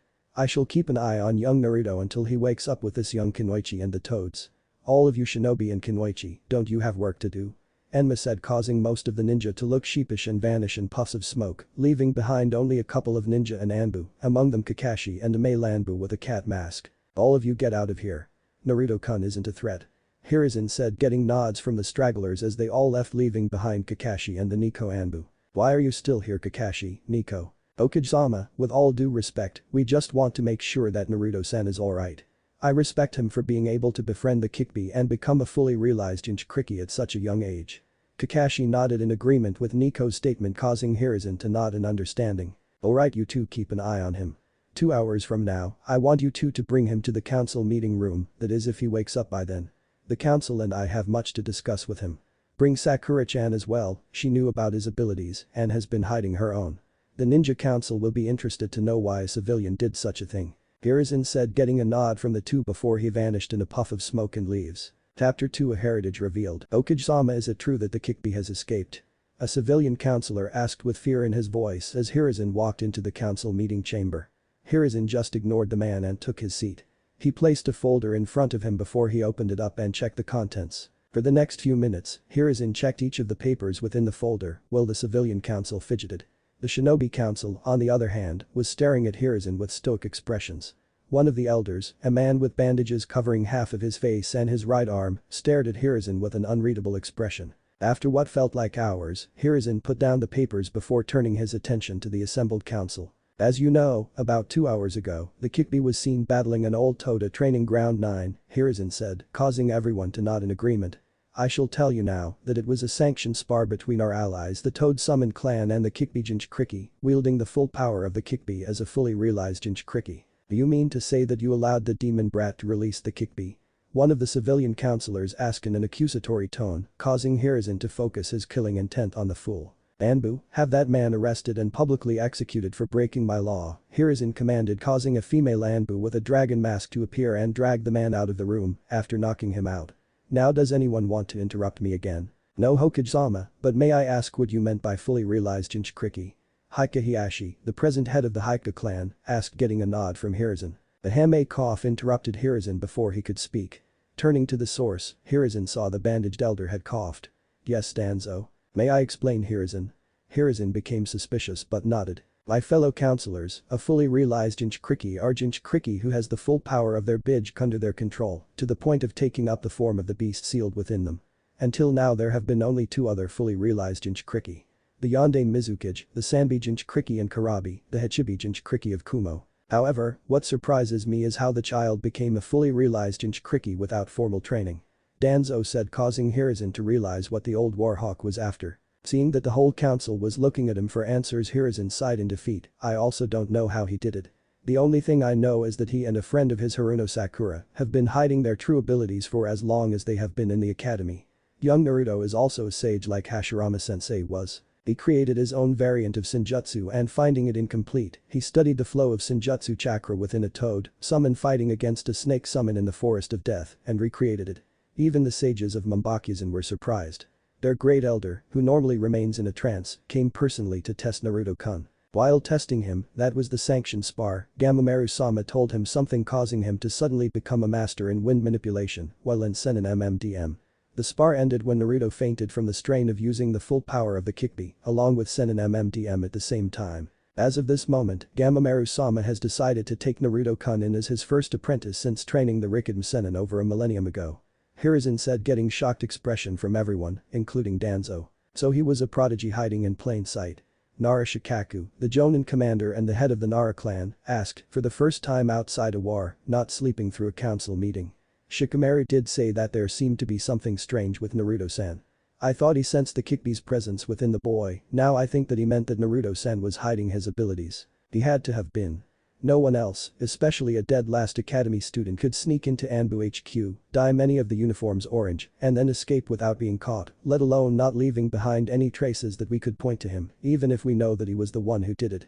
The Anbu commander, a male wearing a dragon mask, said, getting nods from the rest of the ninja council. True, even if I do not like the fact that he snuck into my clan compound and stole our underwear right under the noses of the guards who periodically scan the area with the Byakugan.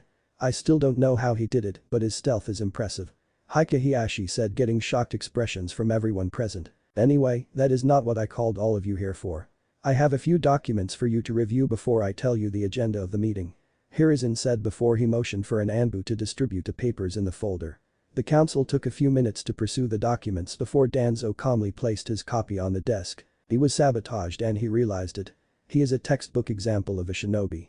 Danzo said with a bit of pride before chuckling, causing every ninja to give the old warhawk a wary glance. Are you alright, Danzo?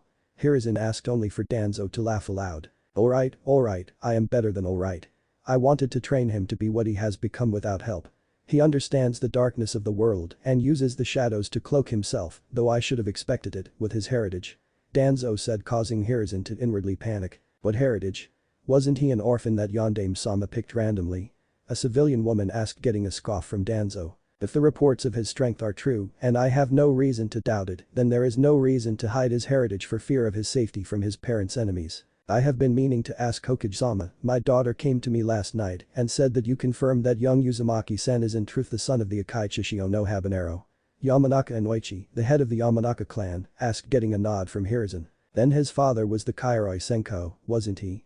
Aburam Shibi, the head of the Aburam clan, asked. After all, it is logical. Kushina-san and Minato-sama were known to spend a lot of time together, with rumors of them dating floating about. I hate the Aburam logic and Nara intelligence. All of you deduce things that I want to keep hidden from the barest of details. Shikaku had already deduced his heritage long before now. I am surprised that you hadn't, Shibi-kun. Hiruzen said, getting shocked gasps from the civilians. So what about it, Hiruzen, are you still going to keep him from his inheritance? He may be able to master the Hiraishin if he gets hold of his father's notes, not to mention his parents' sealing skills by studying their notes. I foresee the birth of the Nidaime Kairoi Senko. Danzo said, getting a look of realization on Hiruzen's face. So the old warhawk is after the Hiraishin. Not while I am alive, I need to remember to warn Naruto-kun about him. Hiruzen was about to speak when a knock interrupted him. Come in. At the Hokage's command, Nico and Kakashi walked into the chamber escorting Naruto, who looked attentive, and Sakura, who looked nervous. Thank you, Nico, Kakashi-kun, you two may leave now, or if you want, take you clan seat, Kakashi-kun. Kakashi thought for a moment before he walked to the haddock seat and sat down. Good of you to finally join us, Kakashi. Inyazuka Tsume said with a fanged grin, causing Kakashi to nod in return. Now, as I was about to say, I had planned to tell him when he reached Jonin, but now with his strength, I can reveal it to him without fear. Hiruzen said, getting a nod from the council. Naruto-san, it has come to our attention that you have achieved Senin MMDM. Can you give us a demonstration of your sensory abilities? Inoichi asked, getting a nod from Naruto, surprising the man. He expected him to wax lyrical about himself and his abilities, as he is known to do.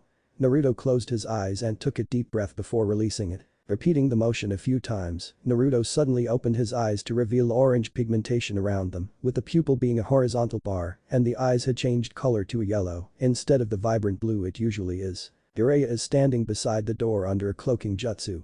There are 4 Anbu spread around the room, with 2 more behind the bandaged man who seems have no emotions. Then there are the 6 Anbu outside the room hanging from the ceiling, with 2 more emotionless Anbu waiting by the door. The civilians here are fearful, probably of me. Then there are the Anbu who brought me here, his chakra felt stiff like earth yet flowing like water. He may have water and earth affinities, though his chakra feels like the 2 affinities are merged together with hints of life energy flowing through it.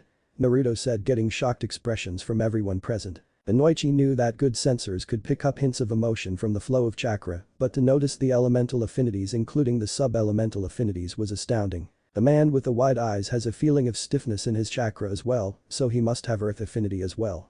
Hiashi nodded in agreement. The man with spiky pineapple hair and scar on his face, who looks like an older Shikamaru, has a feeling of insubstantiality in his chakra, probably why they can manipulate shadows. Your own feels more spiritual, but insubstantial as well. The big-boned man has a strong flow of life energy, along with the stiffness I associate with earth.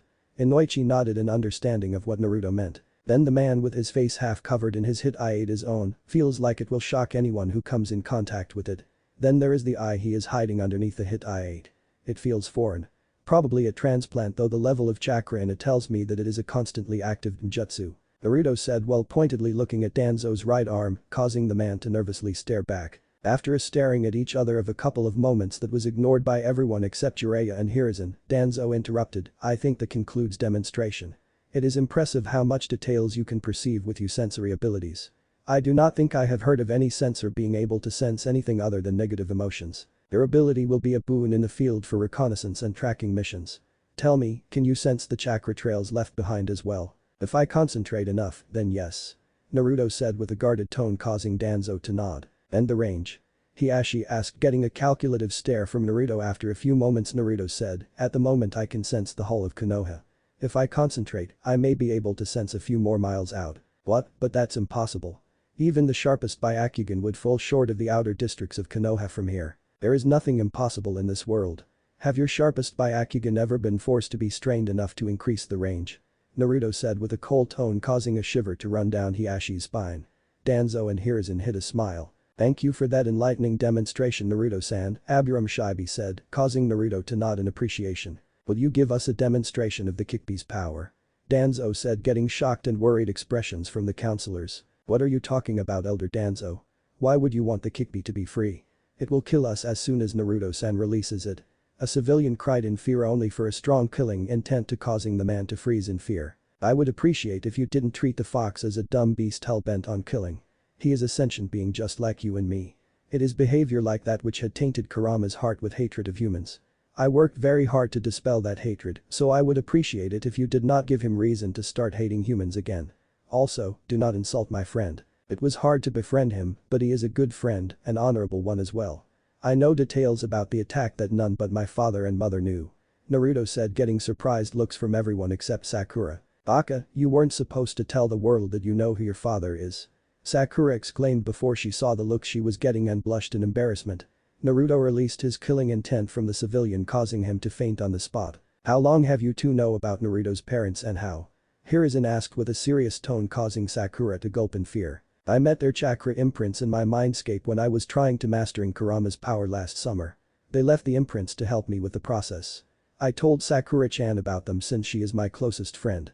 I also know that old pervert over there is my godfather, thanks for the clothes Zero Senin. Your mother's chakra imprint told you to call me that, didn't she?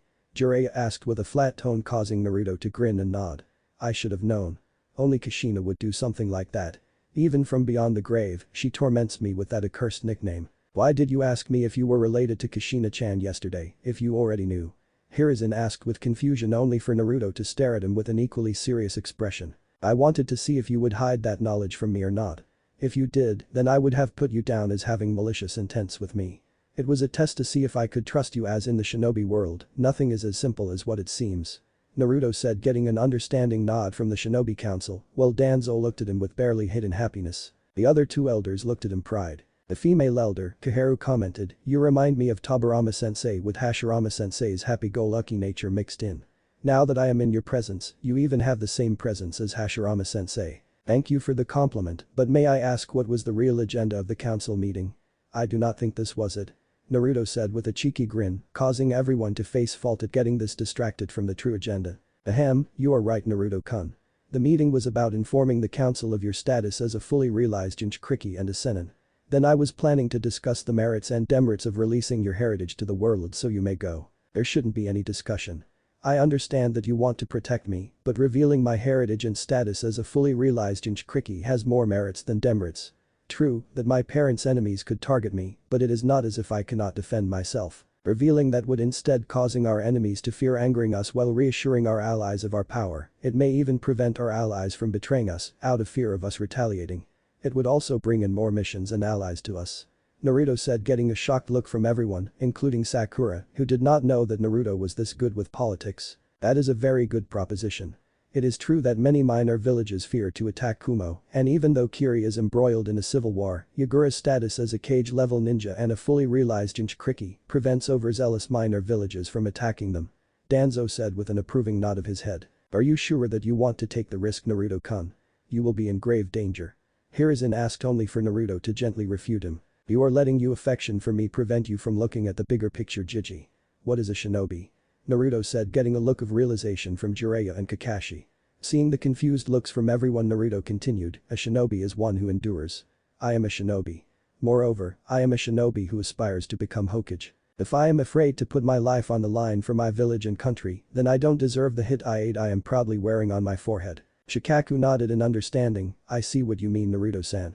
You are willing to take the burden of being Konoha's face to the world with your very presence deterring other nations from thinking of invading us. You are banking on your status as a fully realized Jinchuriki, a sage, the last Uzumaki, and finally the son of the Kairoi Senko, to be the deterrent, and if that fails, you plan to use the power you have to silence those who would dare to even look at Konoha with a malicious light in their eyes. Naruto nodded in agreement, getting a sigh from Hiruzen, while approving nods from the rest of the Shinobi Council. That is a plan worthy of Tobirama-sensei, and the determination you show in carrying out that plan shows me glimpses of Hashirama-sensei. I approve of your proposal. Homura said, getting a nod from Koharu and Danzo. The rest of the Shinobi Council except Kakashi voiced their agreement with respect. I feel that it is unwise of you to place yourself at risk just yet, Naruto. As your father's sole surviving student, I must protest to this plan.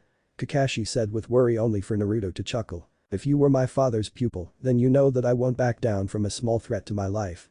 He entrusted Kurama to me so that I could master the use of his power. I have done it, so now it is my turn to provide Konoha with the same visage my father portrayed. Kakashi thought for a moment before nodding in agreement. Though I don't like it, I will accept your decision. I rescind my objection to the plan. Kakashi said, causing Hiruzen to hang his head in defeat. What about you, Jiraiya? He is your godson. Though I would prefer he didn't do this, it is undeniable that he is a better and greater sage than me, Fukasaku-sensei and Shima-sensei. That along with his taijutsu skills, put him solidly in the category of a low A-rank jonin. He has an A-rank Ninjutsu under his belt. With his understanding of Kage Bunshin and the level of wind manipulation he can do in Senin MMDM, I would not want to fight against him. With Kikbi, he is easily S-rank in power. If he concentrates a bit in his ninjutsu, with the help of Kage Bunshin, he would be S-rank in skill by the end of the year. So I shall support him in his personally proposed mission. Jiraiya said with a proud smile, getting a nod from Hiruzen. Alright, I shall allow it. Your heritage and status as the Kikbi Jinchuriki will be revealed right after the meeting is concluded. Anbu, call a general assembly of the populace. An Anbu appeared and bowed to Hiruzen before vanishing in a Konoha Shunshin. Now Sakura-chan, may I ask why did you hide your skills? It is uncommon for an academy student from civilian background to be as strong as you are. Naruto has been helping me get stronger. That is the only truth, Hokage-sama, Sakura said while inwardly sweating in fear of her lie being caught. After a moment's scrutiny, Hiruzen nodded. Alright, Sakura-chan, you, Naruto-kun and the civilian council may go now. Hiruzen said, causing the civilians to get up and leave.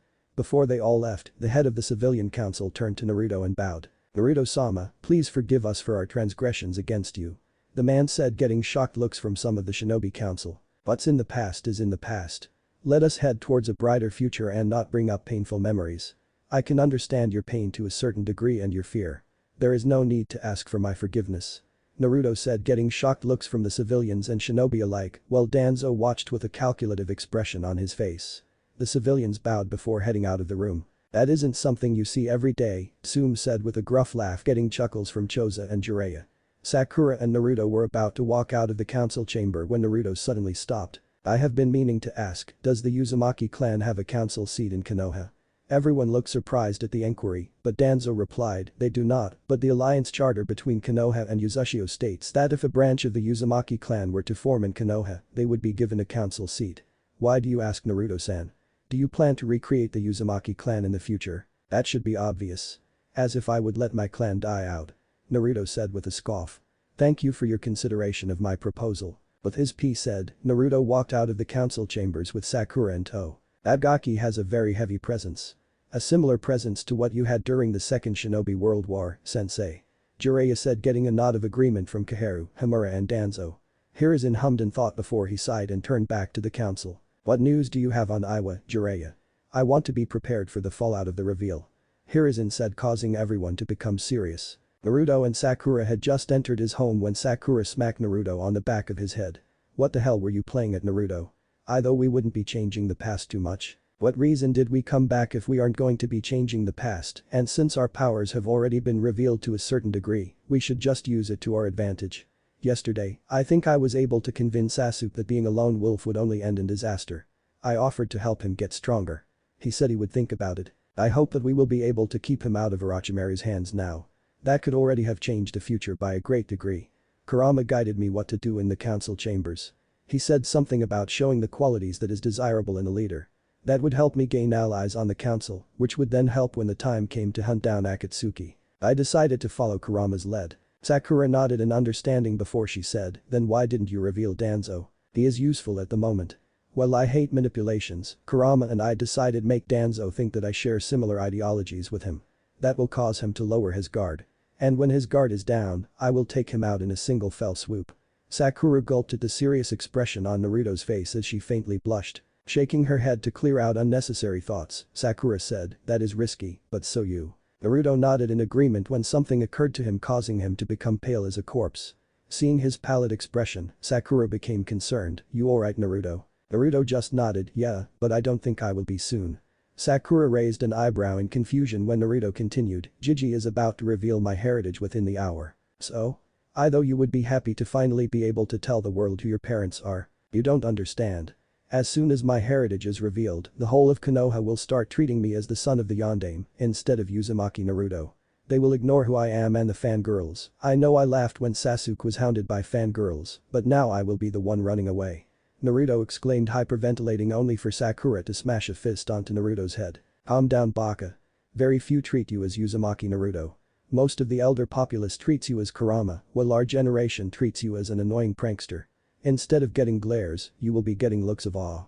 So what, just bear with it till you prove yourself as you did when you defeated Pain. And stop being so overdramatic about fangirls, they aren't that obsessive, and if you need help, I will bail you out. Sakura said with a face flushed with annoyance, causing Naruto to calm down. Thanks, Sakura-chan, I really needed that. Sakura nodded in appreciation as she asked, how should we proceed with our training? My medical skills are still the same level they were in the future, along with my chakra levels and control. Even my super strength is at the same level. The same can be said for you.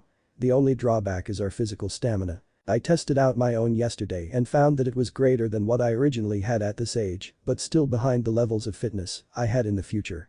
I think we should increase our physical abilities as well.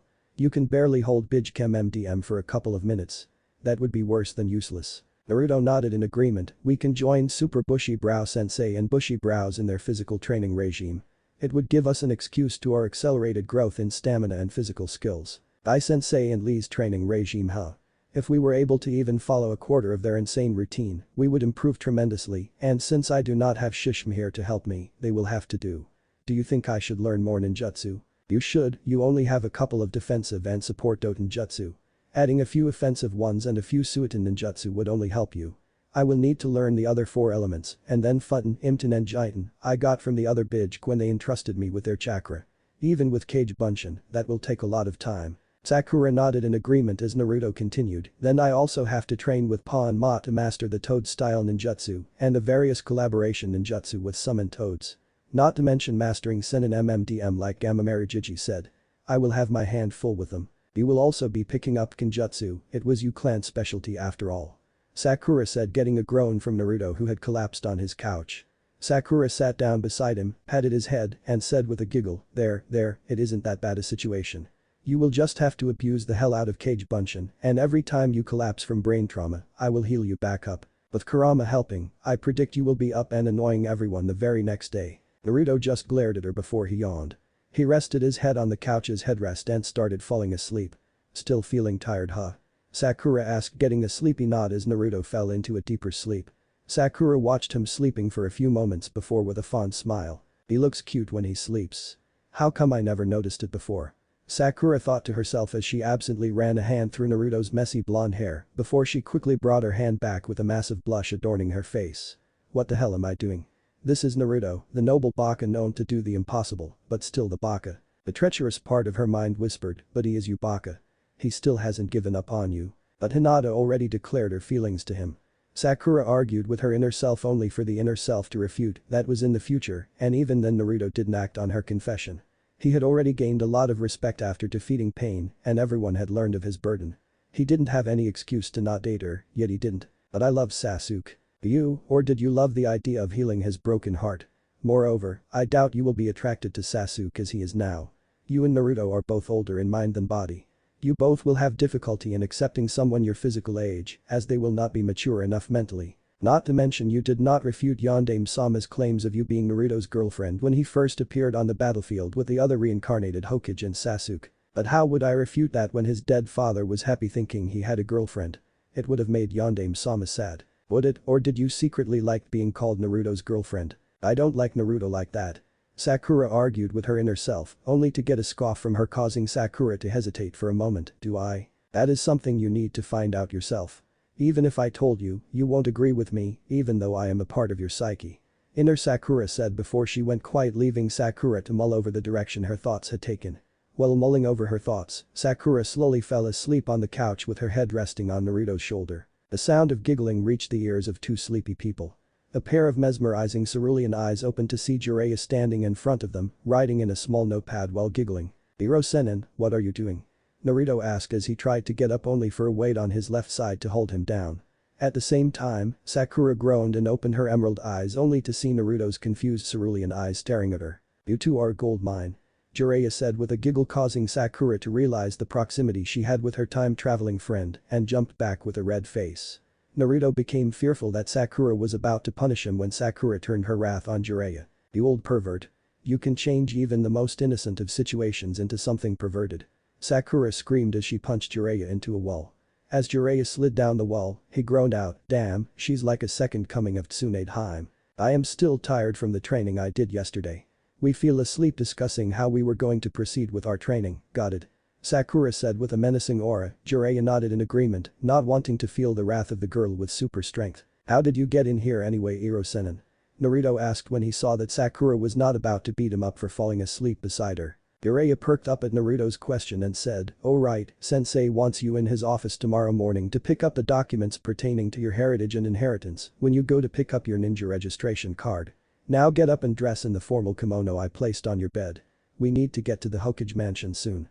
Sensei is about to announce your heritage and status." Jiraiya said, getting a nod from Naruto. "What should I do, Jiraiya-sama?" Sakura asked, getting a thoughtful look from the old pervert. "I want you to head to the hospital tomorrow. Sensei has arranged for you to take an exam to evaluate your skills as an Irinen. If you pass, you will become a certified Irinen. The level of clearance you will have will depend on your skill and marks. Now get home, change into something comfortable, and head to the assembly. If I know Sensei, he is going to scold the older populace, so be ready for a long-winded speech." Sakura nodded before she vanished in a puff of smoke and leaves. Hiruzen was standing at the edge of the roof looking out at the sea of faces moving about in front of the Hokage mansion. He could hear the civilians standing talking to each other, moving about in the crowd. The ninja on the other hand were standing in close-knit groups whispering to their comrades while looking about for probable threats. The newly minted genin were standing at the front of the crowd and looking up in confusion, all except Sakura, who was out of her usual ninja gear and was now wearing a long red kippao with a silver slug embroidery running all over the dress.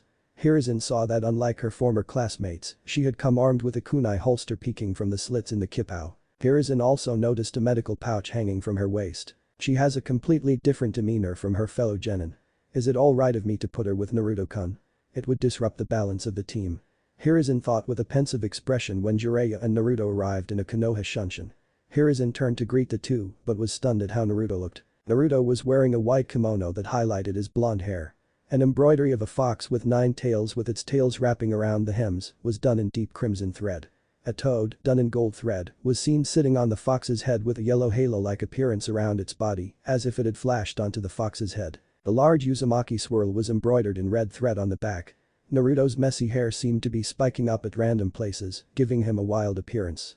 Hiruzen could easily see the resemblance the boy had with his parents, with a bit of his own uniqueness thrown in. You look handsome, Naruto-kun. Where did you get the kimono? Hiruzen asked, getting a shrug from the boy. Don't know, Jiji, Iro-senin gave it to me. Hiruzen turned to Jiraiya only to see the white-haired Sannin wiping away a tear from his eye. It was commissioned by Kushina a couple of months before she died. I had the embroideries tweaked a bit after they died. Kushina wanted this to be the kimono he was to wear when he was formally introduced as the Uzumaki clan heir. I thought it was time for him to wear it. Kushina had personally embroidered the fox onto the kimono. Jiraiya said, getting a shocked look from Naruto and a happy one from Hiruzen. Okage-sama, everyone is assembled. Nico said as she appeared beside the Hokage in a Konoha Shunshin. Hiruzen nodded and walked forward towards the edge of the roof. Everyone quieted down when everyone saw the Hokage preparing to speak. It is rare that I call a village-wide assembly. Normally it spells the sharing of bad news, while at rare times good news is shared. Luckily, this time, it is the latter at least to some, but before I share the news, I must say that I am greatly disappointed in many of you.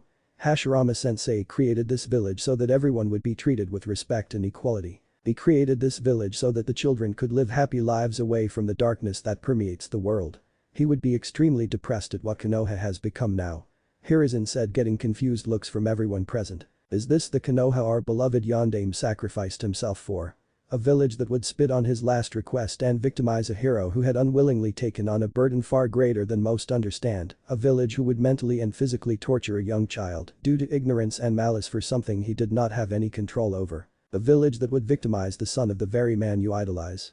Hiruzen said, getting confused looks from the younger generation, while the older generation gasped in shock, while a handful denied that statement.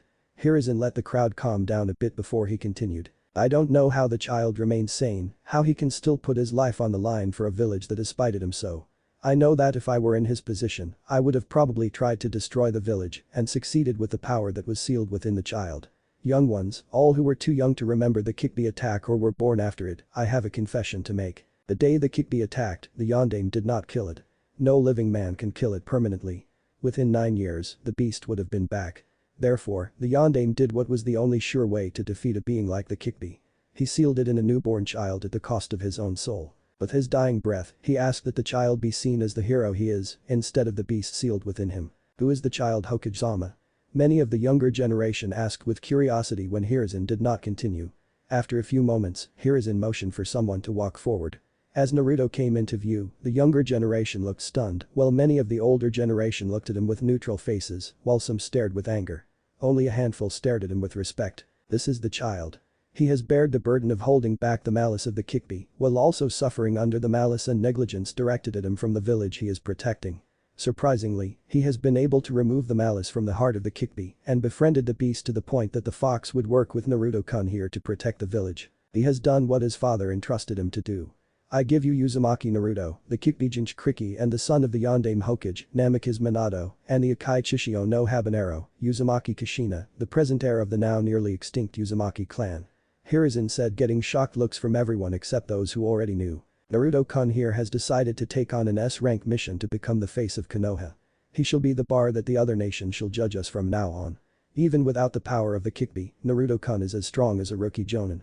With the Kikbi, he rivals the Sannin and me. He has decided to be what his father stood for, a deterrent against war with enemies and a beacon of hope for our allies and us. I am giving him the honorary title of Bijk-senin, for he himself is a sage who has developed a unique style of Senjutsu and then recreated the Toad style without help, along with all privileges attached with the rank. Officially, he shall remain a genin to gain experience working in teams. Now let's hear a cheer for the hero of Konoha. Hiruzen said, getting a cheer from the younger generation and most of the elder generation as well. Only the most diehard civilians still disapproved of Naruto. All of you are now dismissed. Hiruzen said, causing most of the people to leave the area, only leaving behind the clan heirs from Naruto's year and Sakura with a few jonin, Taketsu jonin and the lone chunin. Naruto-kun, Jiraiya will show you to your clan home. It is protected by blood seals that only an Uzumaki can penetrate. Unfortunately, your parents' home was destroyed during the Kikbi's attack. I was able to salvage some of their things and their personal jutsu notes from the wreckage. I will give them to you tomorrow. Now I must get back to the blasted paperwork. Ever since I started using Kage Bunshin, my load of paperwork seems to have tripled. Sure thing, Jiji, have fun slaying paperwork. Naruto said with a cheeky grin, causing the old Kage to grumble about smartest blonde brats and self-replicating paperwork before he vanished in a puff of smoke. So Iro-senin, where is the Uzumaki clan compound? Let's get down from here and I will take you there. Mind you, the only time I have been there was on the day of your parents' marriage, so I don't know in what condition it is in now. Jiraiya said as he and Naruto jumped down from the roof and landed in front of the gathered clan heirs and Sakura. So you have a gigantic evil demonic nine-tailed fox sealed in your stomach? Ino asked with a curious tone. Naruto nodded in confusion when Ino smirked, no wonder you eat that much ramen, and you are so short. The fox must be taking in all the nutrients making you hungrier and not growing at all. Everyone face faulted at Ino's comment before Sakura screamed, that isn't the reason he is short, he doesn't eat nutritious food. Without proper nutrition, no one will ever reach their full potential. What's up with you, forehead? I was just making a comment. Ino said, causing Sakura to growl in anger. My goal is to surpass Tsunade-sama both as an Irinen and a combat medic. I make it my business to correct anyone who gives the wrong idea to my patients. Sakura said, getting a smirk from Ino and Jiraiya, while a frown graced Hinata's face. I always thought something was wrong with the way people behaved with you, I just never realized why. You must have a very strong mental fortitude to remain sane with the amount of hatred and negligence the populace directed at you. Naruto nodded in appreciation of Shikamaru's compliment. But don't think I will treat you any different just because you have held the Kyuubi at bay since you were born or because you are Yondaime-sama's son. I will keep treating you as I have you, troublesome blonde. Everyone present nodded in agreement, even the shy Hinata and the boisterous Kiba. Thanks guys. You do not know how much this means to me. I want to be recognized for my achievements, not my father's. The only reason I wanted it revealed now was to direct Iwa and Kumo's eyes onto me instead of Konoha. That is a daring chance you took, Naruto-san. You are just a genin, even if you are titled a senin. It is logical to let the elder generation to keep the eyes of our enemies on them while we have time to grow into the role. Shino said, getting a nod from everyone except Sasuke and Sakura. The day I mastered Kurama's power was the day I chose to become the protector of Konoha. Other than me, both of Kumo's Jinchuriki are fully realized ones. The Yondaime Mizuki is supposed to be one as well. Besides, my father entrusted me with Kurama for a reason, if not for this, then why?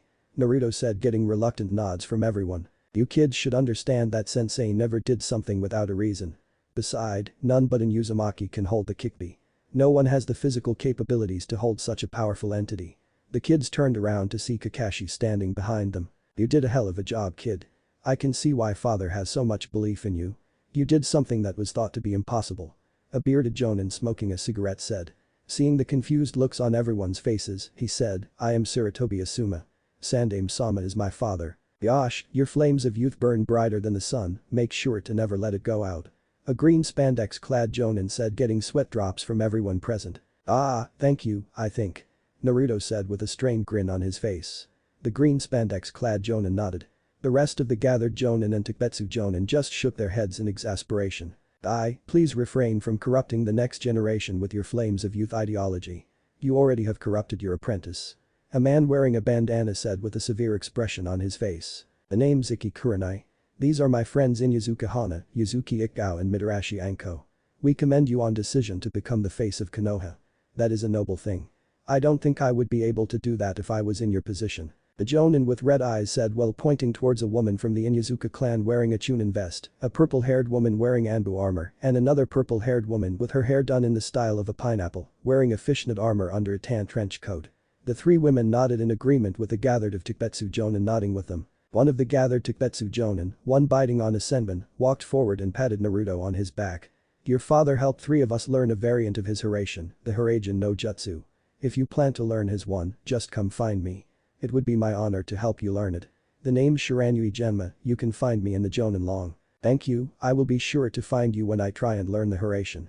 Naruto said with gratitude when Jiraiya finally spoke up. Good of you all to show support of him, but we must be going. We do not know in what condition the Uzumaki clan compound is in, so we may have a lot of work to do. We must be going now.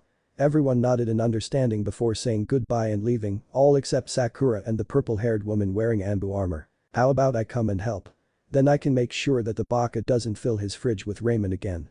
Sakura said, causing Naruto to grumble. I will come along as well. I have been there many times when Kushina-sensei was alive. I remember spending hours practicing my kenjutsu under Kushina-sensei's experienced eyes, sometimes staying there with her, so I would be a great help in showing Naruto-kun around. So you are the same Ikao-chan Kushina always speaking of. She always said you would go far. Seeing that you are an Anbu, I think Kushina would have been proud of you. I believe that Kushina had a special sword forged just for you while she was pregnant with Naruto. I will hand it to you tomorrow. Jiraiya said with a grin, getting a smile from the purple-haired Anbu. Mother was a Kenjutsu practitioner? Naruto asked in shock, getting a nod from Jiraiya and Ikao. The foremost Kenjutsu expert in Konoha, I learned a lot of the basics from her. Her style, the Shai no Mai, was as graceful as it was deadly. Unfortunately, from what I can see, you do not seem to have the right type of body to use her Kenjutsu style. A pity really, but the scrolls she wrote on her style are stored at the Uzumaki clan archives. Maybe in the future, a child of yours will be able to learn the style. Ikao said with a fond smile, getting a sad nod from Naruto. But don't worry. You have the perfect body type to learn the Uzumaki clan Taijutsu style. I just cannot seem to remember the name of the style, but I know it was brutal. It used the advantages of U clan's great stamina and chakra reserve to efficient use. I remember the sound of breaking bones emanating from the other side of the privacy wall of a public onsen we were bathing in when she realized a pervert was spying on us. I remember her call the pervert Iro Senin and that she was going to put him in critical care. Jiraiya paled and started to sweat in fear of Ikao, realizing that it was him Kushina had beaten that fateful day. Naruto and Sakura shared a smirk when Ikao said that she wanted to beat the pervert as well, but Kushina had not told her who he was. Iro Senin, shame on you, you spied on my mother and her student while they were bathing. Mother must be at least 20 years younger than you, while Ikao-san is at least 30. Naruto said with Sakura snickering as Ikao turned a murderous glare at the white-haired Sannin, who had become pale as a corpse. So it was you. Be happy that I do not have my katana with me now, or I would be punishing you for your past transgressions against sensei and me. If I find you by any onsen, I will make sure that you no longer remain a man, got it? Ikao asked with menacing expression, getting a scared nod from Jiraiya. Ikao smiled and nodded before turning to Sakura and Naruto. We better get going. Kushina-sensei said that seals maintained the compound, but I do not know what condition it is in now, that the seals have not been maintained of the past 12 years. We are still tired today, so it is better if we have Naruto situated before I can return home to take a nap. Sakura said as she grabbed Naruto by the collar and dragged him behind her in a random direction. Ikao and Jiraiya smirked at the scene. That reminds me of Minato and Kushina after Minato saved Kushina from her abductors. Jiraiya said, getting a smile from Ikao. You think they like each other? Everyone knows that Naruto-kun has a crush on the girl. Her behavior is new, though from what I have gathered, they have been close for a long time now. They are very good. None of us ever realized that they were wearing a mask. Even now, they hide what they can truly do. So I do not know if the girl realized that she likes him or not. Then there is the Hika heiress as well. Everyone knows that she has a crush on Naruto-kun, but he either doesn't realize it or he isn't interested in her like that. Jiraiya nodded in understanding before he said with a grin, should we tell them that they are going the wrong way? Let them wander a bit more before we tell them. I still have to get back at the Gaki for dyeing my Anbu uniform pink that one time. I still do not know how he infiltrated Anbu HQ, but I know that the commander has been having the new recruit searching the whole place for his infiltration point. It's been a year now, but we are still not close to figuring out how he did it. Ikao said with a miffed tone. Jiraiya laughed, he would be great spy master in the future if he didn't take the position as Konoha's public face. Yugao giggled as the two followed Sakura and Naruto. Chapter 3 The Future Hokage's Pupil. Early in the morning, Naruto's cerulean eyes opened to the sight that caused confusion to the blonde-haired boy. Above him was a roof paneled with rich red-colored wooden panels. The grains on the wooden panels were arranged so that the Uzumaki clan symbol was floating in a lighter red coloration on a deeper red background. After a few moments, the events of the previous day returned to the boy's mind, causing him to jump out of bed in excitement. Yada, Sakura-chan, and I now have a private place to train. He exclaimed when a knocking on the wooden frame of the Shimjai screen leading out of the clan head's bedroom caught his attention. Ah, who is it? It's me, Naruto. Get dressed and come with me. We need to discuss a few things. A feminine voice called out, causing a bright smile to form on the blonde Jinchuriki's face. Alright Sakura-chan, I will meet you at the dining room as fast as I can. Alright Naruto, but try and be done within half an hour, it is already 7 in the morning. We have to finish our ninja registration today and make sure that you don't do something weird, Baka. Sakura said with a monotone, causing Naruto to shiver in fright. So sure Sakura-chan. Naruto saw the shadow of Sakura nod and walk away, causing him to sigh in relief. After a moment, he rushed towards the private bathroom to get ready for the day. Sakura was cooking a simple breakfast of rice, steamed vegetables, teriyaki chicken, and miso soup when Jiraiya appeared in the kitchen with a confused look on his face. Huh, when did you get here? Jiraiya asked with a smirk, getting a sigh from the pink-haired Irinen. Good morning to you too, Jiraiya-sama, I came here nearly 15 minutes ago. I need to make sure that the Baka does not do something idiotic again, like painting his face like a kabuki actor for his ninja registration picture. Would you like some breakfast? No thanks, I already had breakfast. I just came by to give Naruto a scroll and tell him something before I have to leave to follow up a new lead in my spy network. Jiraiya said with a sad sight, getting an understanding nod from Sakura. It must be hard to not be able to directly involve yourself in your godson's life because your job is more critical to the survival of Konoha, huh? You don't know that half of it. Being a spy master takes you far away from your home for long periods. I do miss Konoha and Naruto a lot when I am away, but I know that what I do keeps Konoha and Naruto safe. That allows me to keep on going even when I suffer from homesickness. Jiraiya said with a melancholic sigh. Sakura smiled with encouragement as she said, but as you said, what you do keeps Konoha and Naruto safe. Thanks to your efforts, we were able to grow up without a war waging around us. For that our generation is thankful to you. Thank you for your kind words. Most do not understand what it is like to be away from home for years, just so that it remains standing. You need some help with that? Jiraiya asked, seeing Sakura attempting to carry 3 trays of food to the dining room. Sakura nodded with a grateful smile as Jiraiya took 2 of the trays from her. As the two were laying the trays on the dining room table, Naruto walked in wearing the uniform Jiraiya gave him. On his forehead was a hit I-8 with the kanji for Bij Kansenin engraved on the plate. His previous hit I-8 was acting like a belt. Where did you get the hit I-8? Sakura asked with confusion, as she was sure that Naruto did not have time to arrange for a Kage Bunshin to go and buy them, or more like custom order them. Oh, Ma came by with a hit I-8 this morning when I came out of the bathroom. She said that because I was an honorary Sannin, I should look the part. Sakura nodded in understanding while Jiraiya cried in anguish. Why did Ma give you a hit I-8 when I had to custom order mine? That's because you had already had your unique costume before you were given the title of Sannin, so I didn't give you anything, Jiraiya-chan. Ma said as she hopped into the room, causing Jiraiya to cry even more. Naruto and Sakura watched with awkward silence as Jiraiya cried while Ma clicked her tongue in irritation before he rammed a rolling pin on Jiraiya's head, causing the man to fall onto the ground with a huge bump on his head. Still acting like a child, when would you start acting your age, Jiraiya-chan? Jiraiya stood up with a depressed expression and mumbled something, causing Ma to growl out. What was that, Jiraiya-chan? You want me to hit you again? No, I was just wondering why you are still here. It is unlike you to stay longer than necessary. And how do you know that my reason for staying isn't necessary? Anyway, Naruto-chan, I want you to summon Parami tomorrow morning. We will start teaching you the sum of the Toad-style ninjutsu. Then we can spar using Senjutsu and the ninjutsu you learned. Alright Ma, Dada boyo. And you need to get rid of that verbal tick. Many won't take you seriously with that present. Ma said bluntly, causing Naruto to hang his head, mumbling that he was much better than before. Ma nodded, and before she returned to Mambaki's she said, goodbye everyone, have a nice day. Alright, she's gone, no more rolling pins to the head. That old hag can be such a pain sometimes. Jiraiya said just before a shiver went down his spine. Turning his head, he saw Sakura and Naruto with sinister smiles on their faces. Ah, you two will not tell her I called her a hag, will you? Who knows?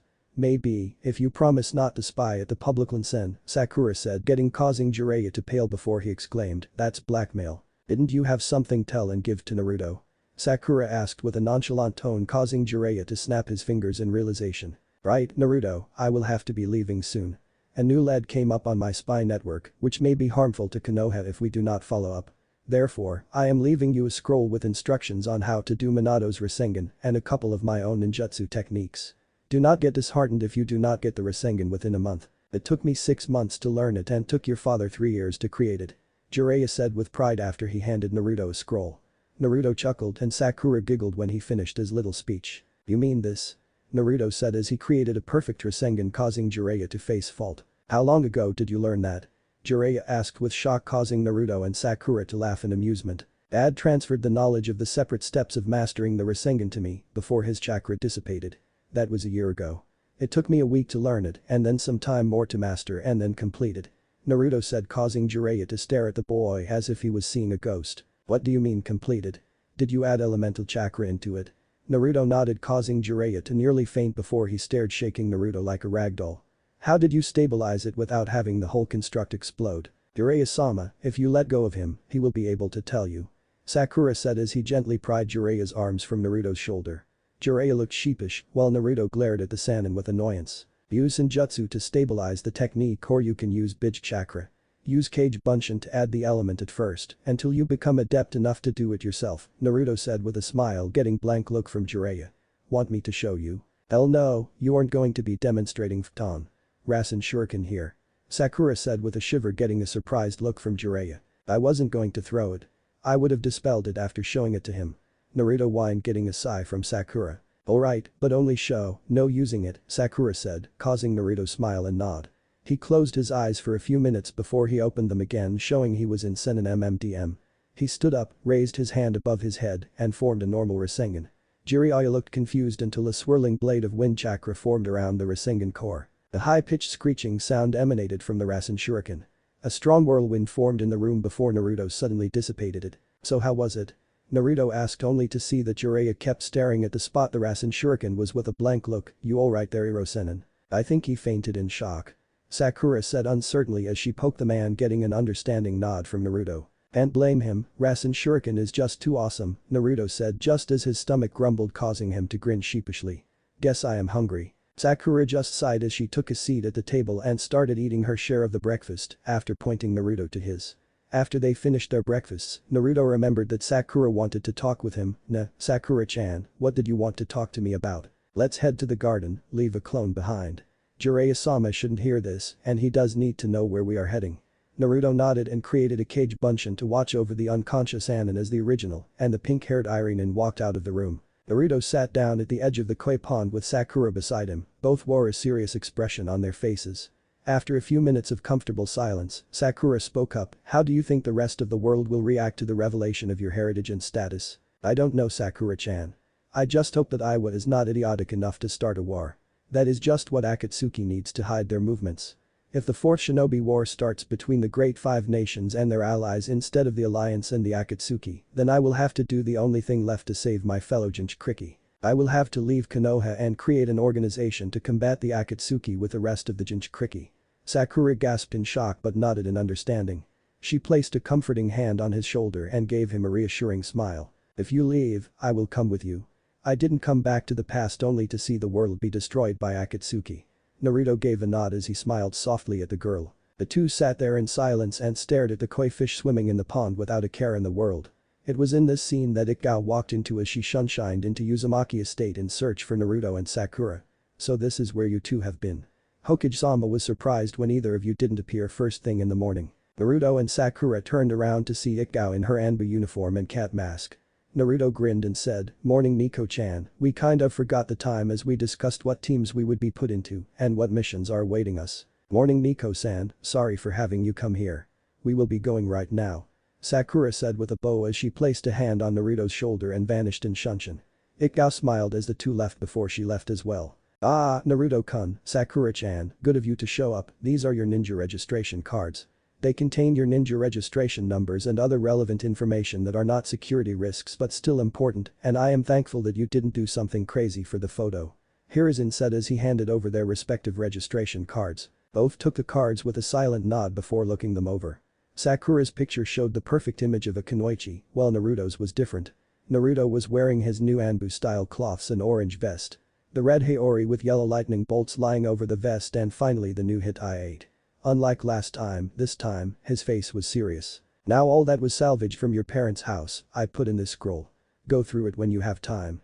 Now normally I do not do this, but with your skills and teamwork, I think it best to ask, what do you think of working under Hada Kakashi, your father's surviving student, with Uchiha Sasuke? Naruto and Sakura thought for a few moments before they turned to each other and started going through hand signs Hiruzen was not familiar with. After a few moments they nodded to each other and turned back to Hiruzen with a serious expression. Sakura finally spoke up, I mean no disrespect Hokage-sama, but would that make our team disproportionately strong? We have no problem working under Haddock-san and with Sasuke, but aren't teams meant to be balanced? Hiruzen nodded with a smile, you two remind me of when I used to teach Jiraiya and Tsunade. You are right in that your team would be stronger than usual, but this year, there are many clan heirs passing. Due to that, we are creating specialized teams. Your team's specialty will be frontline fighters and heavy assault. If required, extraction from behind enemy lines. I think that a team as powerful as you will serve well in those positions.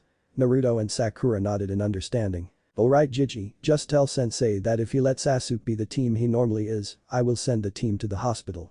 Sorry Sakura-chan, but you know why I said that. Naruto said with a guilty expression, getting a sad smile and a nod from Sakura. What do you mean Naruto-kun? Hiruzen asked only for Sakura to reply. Sasuke is too entrenched in his want to extract vengeance for his clan.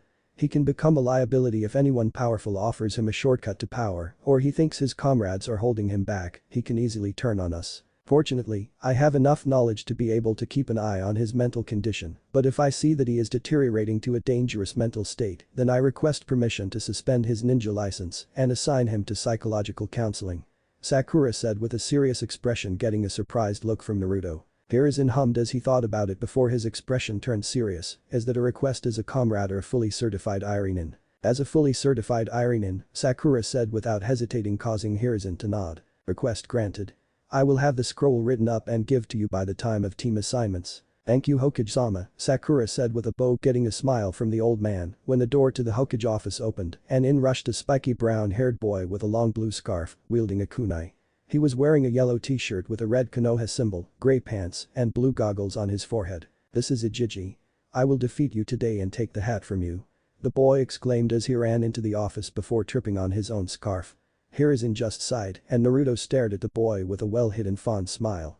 Sakura just stared in confusion before she groaned. You two tripped me.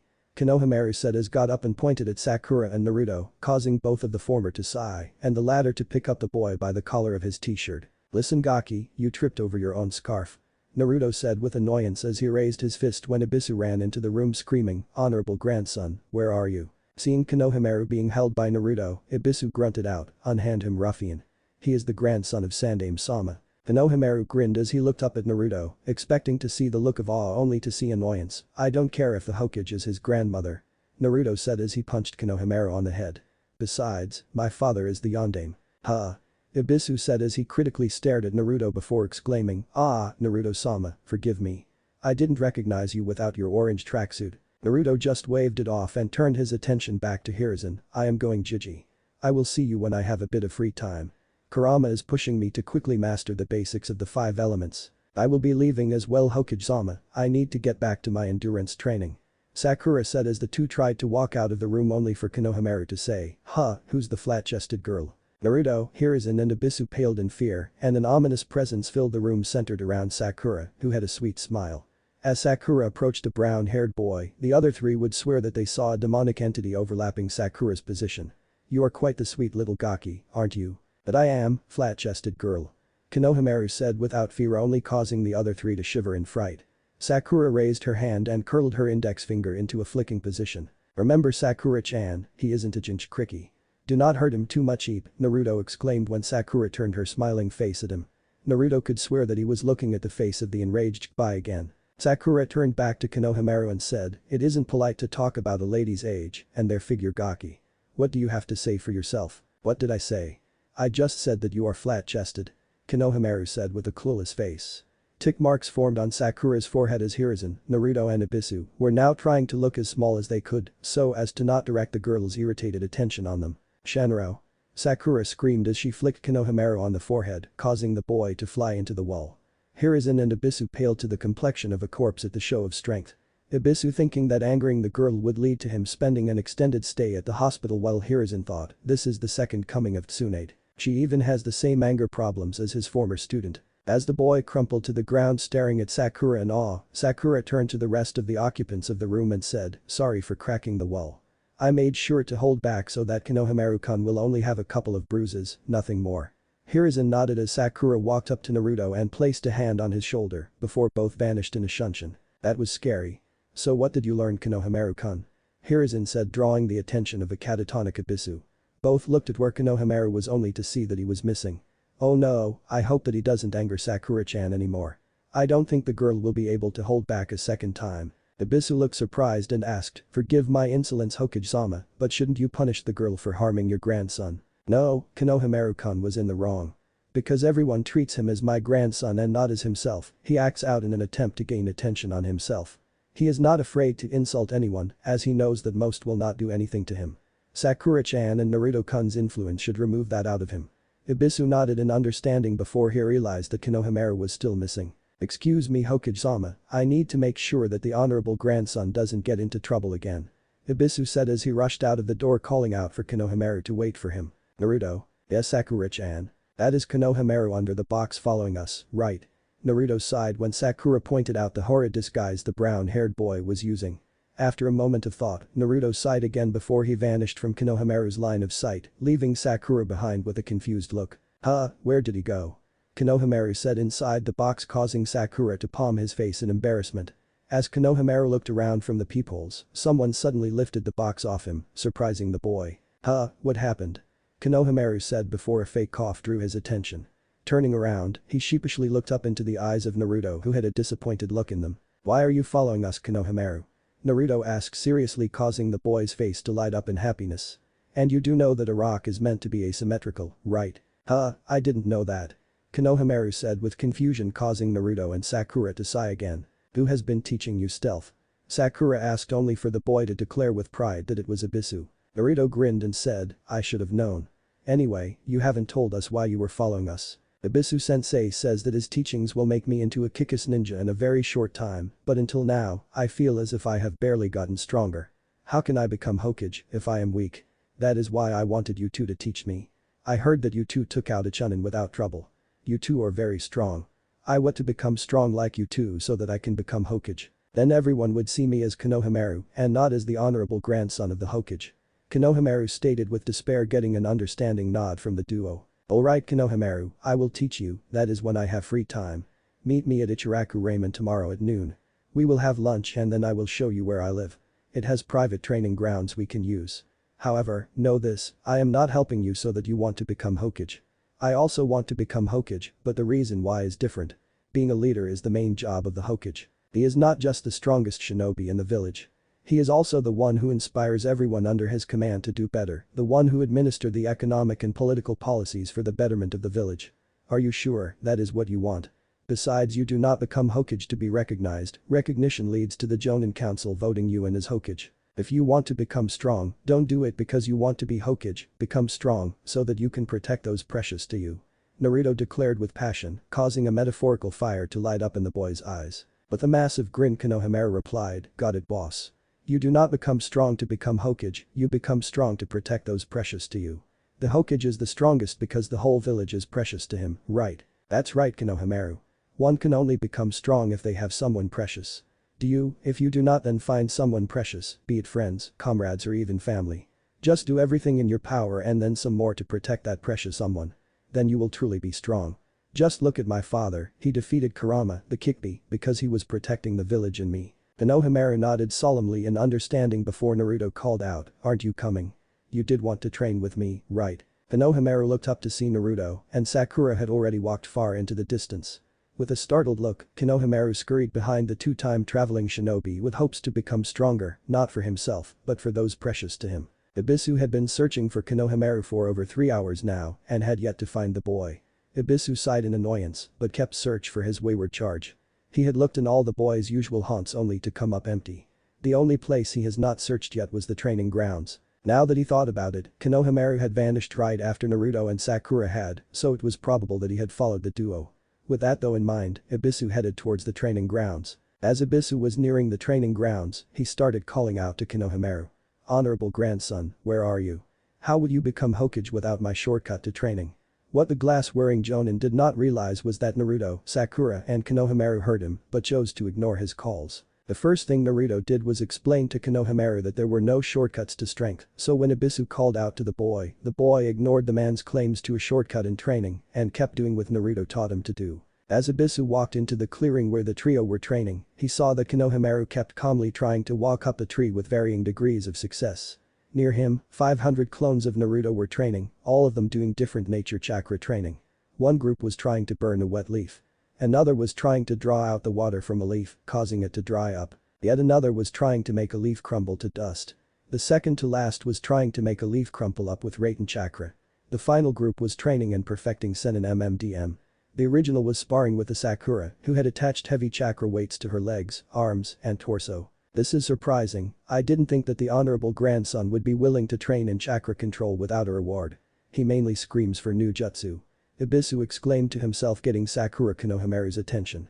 The brown-haired boy turned to Ibisu with a deadpan look and simply said, you never told me how important chakra control was to learning jutsu.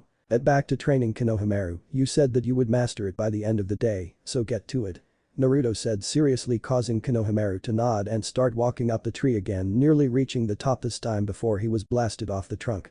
Ibisu watched as Konohamaru flipped and landed on his feet and a single extended arm before repeating the exercise. Amazing, isn't it, what a little motivation can do?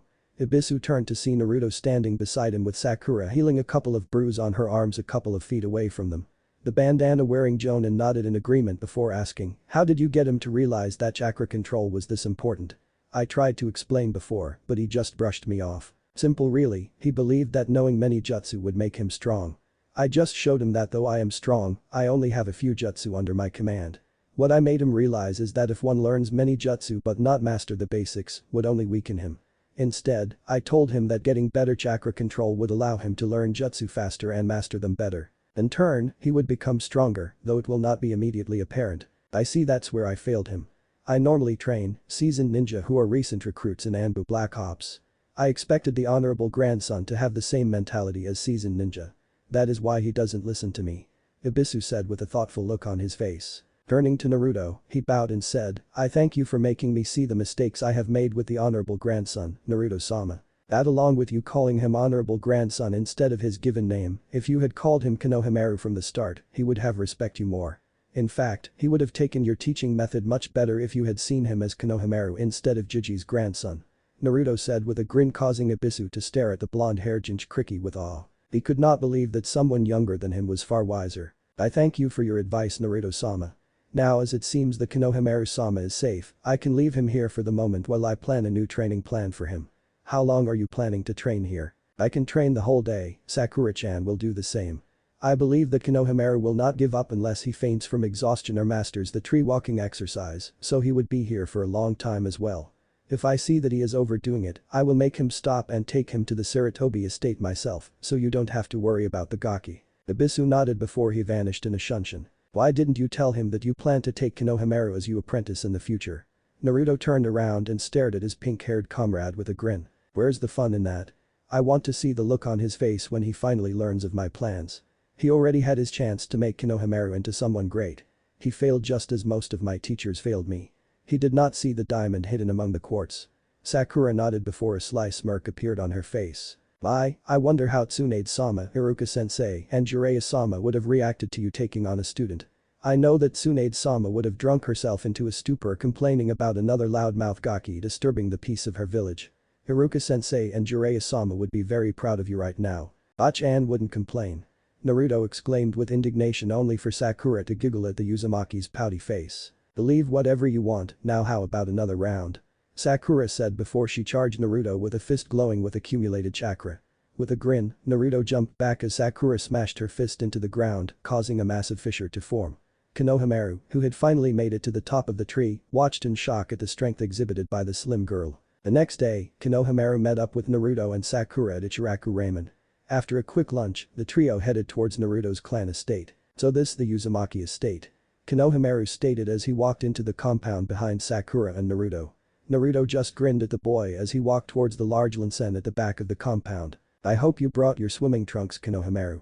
I can assure you that you will get wet," Naruto said with a grin causing Konohamaru to shudder in anticipation. "Sure I did. What do you take me for?"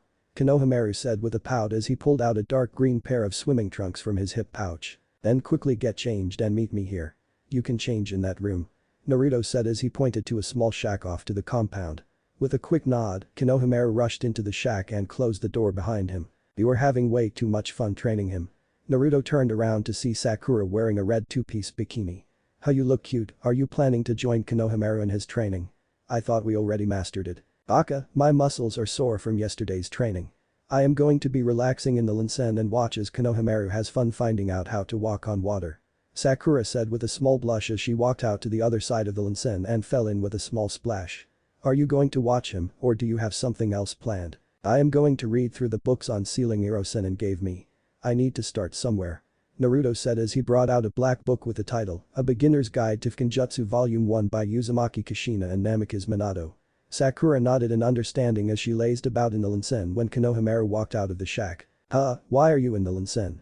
Konohamaru asked with confusion only to get a giggle out of Sakura. Naruto ignored the boy in favor of reading the book on Fukinjutsu. "I am just relaxing." "Why don't you get started with the water walking exercise, Konohamaru-kun? Remember that unlike tree walking, where the surface remains stable, the surface of the water is ever changing. You will have to adjust the flow of chakra to be able to keep afloat. Why don't you try it?" Konohamaru nodded and was about to walk onto the water when Sakura said, "Mind your step, the water will feel very hot at first." Konohamaru nodded and walked onto the water with jerky steps. Surprisingly, the boy was doing much better than both Sakura and Naruto expected. He had good chakra control for someone his age and with his larger than average chakra reserves. For the next hour, Konohamaru carefully walked about the surface of the onsen, sometimes losing control and falling in only to rise back up and try again. All that time Sakura lazed about in the onsen with Naruto sitting under a large tree reading his book. "We have been here for an hour already. How much have you read until now?" Naruto looked up to see Sakura standing above him, toweling her hair dry. "I have read through the first 3 chapters. The one about what Genjutsu is according to my clan and the comparison of that definition with the international one. The next was about the different kinds of seals in existence and their classification. The 3rd chapter introduces the reader to the various elements of a seal with some simple examples. The 4th chapter, the one I am reading, is about 2 different character sets used in Genjutsu. The chapter only gives the list of international set. I believe that my clan set will not be in these books, only the theory and rules my clan had developed. I will have to check the clan library to learn that set. The final chapter of this book should be an introduction to basic safety procedures and the basic rules of Genjutsu." Sakura nodded in understanding as she removed the towel from her head and wrapped it around her waist. "I am surprised that you understood what the book said so easily. You generally learn through doing instead of reading. Must be the genetic disposition you have to Genjutsu." Naruto nodded and returned his attention back to the book as Sakura walked away towards the main house. A loud cheer drew Naruto's attention nearly an hour later. He looked up from the book to see Konohamaru whooping as he ran about on the surface of the water like it was dry land. "Good job, Konohamaru. You got something that takes most genin weeks to learn. You have great chakra control that has now been refined even more. With your new control, theoretically, you can now learn and master any jutsu with ease." Konohamaru grinned with glee at the thought of new jutsu when Sakura walked out of the main house in her usual shinobi gear. "Don't give him false hopes, Naruto. Mastering chakra control does help, but he is still a long way off until he can master any jutsu with ease. He needs a very good theoretical foundation for that to happen. Unlike you, most don't have an innate understanding of chakra manipulation." Sakura said, causing Naruto to pout and Konohamaru to look depressed. "Theory is very important, Konohamaru. Learn theory and come to me if you do not understand anything. I will make sure that you understand them.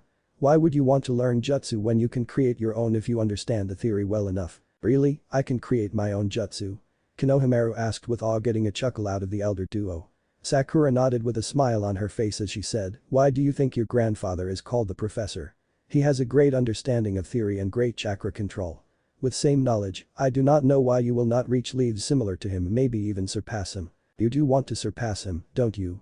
Konohamaru nodded with enthusiasm, causing Sakura to grin. "Then why don't we spar on the water for a bit? That will help make the exercise second nature to you. After that, I will show you a couple of books on chakra theory. You just need to start reading them. While Sakura-chan helps with you with chakra control, chakra theory, and Jinjutsu, I will help with ninjutsu and taijutsu, and when you are ready, I will even start teaching you senjutsu, that is unless the monkey summons decided to train you themselves in the art." Naruto stated as he got well, placing the book in his equipment pouch. "Now how about we make this spar a free-for-all?" Konohamaru started sweating in fear. He knew that sparring with either Sakura or Naruto would be difficult, but to spar against both at the same time and in a battle royal, he knew that he was in for a very bad time. With a sigh of acceptance of his immediate fate, he got into the academy stance and waited for the beatdown he was about to suffer. Sasuke was walking down the road towards the Uzumaki compound deep in thought. The day after graduation, he met with Naruto atop the Yondame's head, looking for the quickest path to strength, only for Naruto to refute his claims, telling him that only time and hard work is the only path to strength while accepting help from others when needed. Previously he would have scoffed at Naruto's words, now he accepted them without much fuss. Now that he thought about it, Itachi always told him the same thing before his betrayal, leaving him, Uchiha Sasuke, as the last loyal Uchiha. At one time, he believed Itachi, but after the betrayal, it became hard for him to accept anything Itachi told him. Naruto's words showed that Itachi might have been right. Now that he thought about it, he and Naruto were similar in some aspects as well, just as Naruto and Itachi had similar mentalities. While he knew the love of a family and then lost it, Naruto never knew the love of a family, but he understood the pain of loneliness. Then there was the fact that both of them were the last of their clans. That day atop the Yondame's head, Naruto had revealed his heritage to him, trusting him not to reveal it until the Hokage revealed it to the world, which according to Naruto should have been much later. He needed to remember to ask why it was revealed this soon. Now a big target was painted on Naruto's back when he wanted to remain in anonymity until the Chunin exams. They already pitied the team that would have Naruto on it. Iwa would be sending teams of Jonin to take that team out during missions. The night of the revelation, he checked the Uchiha archives for references to the Uzumaki clan, was shocked to learn of the power of the clan, easily rivaling his own in the Senju, not to mention being distant cousins of both the Uchiha and Senju. The next surprising information about the Uzumaki clan he found was the appearance of random mutations, allowing unique Kekkei Genkai to be born, never completely same and two individuals activating the same Kekkei Genkai. To heal the critically injured with just the transfer of chakra, to be able to restrain Bijk with chains manifested through chakra and powerful sensory abilities, just to mention a few. Then there were their innate skills with Kenjutsu, their extreme longevity, and massive chakra reserves. He wondered if Naruto manifested some kind of unique Kekkei Genkai. Well, that was not important. What was how he should proceed with his training, even if he had to swallow his pride and accept Naruto's help. But that thought out of the way, Sasuke looked up to see the gate to the Uzumaki estate. A large red spiral, exactly like the one Naruto had on the back of his orange jumpsuit, was engraved into the top of the gates. A small seal was engraved to the side of the gate with the sign, Channel Chakra under it.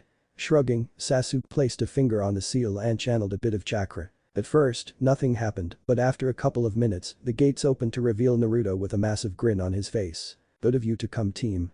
I hope that you are ready for training. I will tell you now, if you don't have the conviction to see it through, then leave right now. Naruto stated with a serious expression, causing Sasuke to raise an eyebrow in curiosity. He had never seen Naruto like this. "Chan, just get on with the dope. I want to get stronger as soon as possible." Naruto nodded as he walked into the estate with Sasuke following behind him. Naruto led the Uchiha towards the back of the compound, where they found Konohamaru and Sakura sparring, well, more like Sakura trying to beat the young boy into a bloody pulp while the boy kept screaming and dodging to the best of his abilities. "Konohamaru, you need to attack as well. Dodging will only save you for so long," Sakura said with a sweet smile that caused a shiver to run down all three boys' spines. Naruto and Sasuke watched as Sakura raised her leg in a vertical split and brought it down on the ground, causing the whole ground to crack and shatter as pieces of rock the size of small boulders flew up into the. Konohamaru did his best to dodge the rocks, only for Sakura to appear in front of him and kick him out of the training ground with a roundhouse kick to the belly. "You need to learn to attack even in the face of insurmountable odds, Konohamaru. If you don't, you will never surpass Jiji," Naruto stated, stoically getting a nod from the kid. "Now why don't you have a rest while I help Sasuke activate his Sharingan?" "How will you help me activate my Sharingan?" Sasuke asked, intrigued, while Sakura suddenly paled in realization. Naruto ignored Sasuke in favor of whining to Sakura, "Did you have to demolish the training ground again? I hate wasting chakra to repair it. Stop whining, with the repairing seals embedded in the bedrock under the training ground, you will have it fixed in a second. Now have fun trying to kill Sasuke while I torment Konohamaru-kun with chakra theory. I finally realize why Iruka-sensei likes to teach," Sakura said with a grin, causing Sasuke to pale in realization of what Naruto had planned. He never expected the dope to be ruthless enough to try to kill a comrade to help them activate their Kekkei Genkai. As Sasuke was lost in thought, Naruto channeled chakra into a small pedestal, causing the training ground to glow before it repaired itself. Naruto called out to Sasuke, causing the Uchiha to look at the previously destroyed training ground to see a pristine one. "Are you going to keep standing there, or are you going to enter the training ground?" "Chan, I am coming, dope. Don't get worked up about it," Sasuke said with a grunt as he walked to the center of the training ground. As soon as he got into his taijutsu stance, Naruto pulsed his chakra while going through a set of 10 hand seals before slamming his hands on the ground. A pulse of chakra erupted from the ground before a pale blue translucent barrier encompassed the training ground. "There, with that barrier ready, we can go all out. Come at me with the intent to kill, or I can assure you that you will die," Naruto stated as his eyes changed from blue to red with black slits. A golden cloak of chakra formed around him with black sealing lines flowing through the cloak, originating from the navel. Sasuke sweated in fear of the power Naruto was giving off. Before Sasuke could react, Naruto had vanished from in front of him, while at the same time, Sasuke felt an extremely strong kick land on his back, throwing him forward. "Is that all you have got, Sasuke?" Uchiha Madara was rumored to be able to easily defeat the Kickbee. Have the Uchiha become this so weak that they can't even handle a single tail's worth of the Kickbee's power? Naruto taunted before a fist made of chakra erupted from Naruto's back and rammed into Sasuke's chest, causing the Uchiha to gasp as all the air was driven out of his lungs. Outside the barrier, Konohamaru and Sakura watched with wide eyes as for the next half an hour Naruto proceeded to crush Sasuke into the ground. No matter what the Uchiha tried, Naruto had a counter to shut it down. Kaiten. Kankakyu, a chakra arm dispelled the fire with a single wave. Kunai thrown into vital areas, the chakra cloak repelled them with ease. Straight up to jutsu, Naruto was too fast for Sasuke to land a hit or dodge. To explain in a single word, it was a massacre. How can you control that much power so easily and with the Kyuubi's malice flowing through the chakra? Sasuke asked as he coughed up blood. Because I have complete control over myself, besides I have already purified the fox of his hatred. Originally, the hatred used to eat away at my sanity. After coming to terms with my dark side, it was easy to suppress away the darkness within the Kyuubi's chakra. Soon after that, I was able to help the fox get over his hatred. If you let your hatred consume you, you will not be any better that beast Kurama had become or your brother has become. He let his darkness take over his heart. Do not become what you hate, Sasuke. Avenge your clan, but do not throw away everything for vengeance. Naruto said as he conjured a Rasengan and charged at the stunned Sasuke. Naruto, stop, that Rasengan is strong enough to kill him. Sakura screamed from outside the barrier with Konohamaru watching with morbid curiosity. Inside the barrier, Sasuke watched as Naruto ran towards him with the spiraling ball of chakra. He heard Sakura's claim that it would kill him. He just could not bring himself to care. Naruto's recent speech had shaken him up. He realized that he was very close to becoming another Itachi. He was about to accept his fate when a voice that sounded like his brother resounded through his mind. Foolish little brother, you think dying is the answer? Where is the strength of your hate? Didn't you swear that you would avenge our clan? The voice of Itachi said, causing the Uchiha to be flooded with determination to survive. Sasuke watched as suddenly Naruto's pace seemed to have slowed down. He could see the flow of chakra within the small ball and the chakra coating Naruto's body. Just as Naruto was about to shove the ball into his gut, Sasuke jumped to the side while drawing a kunai and flicking it towards the ball of swirling chakra. He watched with fascination as the kunai struck the ball, causing it to destabilize and explode in Naruto's golden chakra-coated hand before a fist made of the golden chakra struck him in the gut, sending him crashing into the barrier. Groggily, Sasuke stood up, ready for a fight. He saw Naruto dispel the chakra cloak with a grin on his face. Making the ram hand seal, Naruto pulsed his chakra in a definite sequence, causing the barrier to shatter and fade. Aren't we going to continue? We already achieved our objective. Peer into the koi pond. I think you will be ecstatic, well as ecstatic as an emo can be. Naruto stated to the confusion of the Uchiha. Without anything better to do, Sasuke walked up to the koi pond and peered into the clear waters. To his shock, he saw his reflection stare back at him with red eyes instead of the usual black. Within the left eye were 2 Tomo, while the other had 1. Sasuke grinned at the revelation. Here he had been trying to activate it for years, and Naruto helped him do it on the first day. Foolish little brother, you may have gained the Sharingan, but you still need the Mangekyou to be able to handle me. You don't have the hatred to kill me. Itachi's voice resounded through Sasuke's head, again causing the boy to clench his fists in anger when he remembered Naruto's previous words. No, Itachi, I want hate. It was not hate that activated my Sharingan, it was help from comrades. You are only trying to make me into another version of yourself. I will kill you to avenge the clan, but I will not obsess and hate you for the darkness that now resides in your heart. Sasuke thought before he stood up from his crouch and walked toward Sakura, who had bandages ready. What if Naruto find Wolf Inheritance Council bashing? Thanks for watching my video till the end. If you enjoy this content, then do consider subscribing to my channel and leave a like if you guys need the next part, comment down, and thanks for watching the video and see you guys in the next video.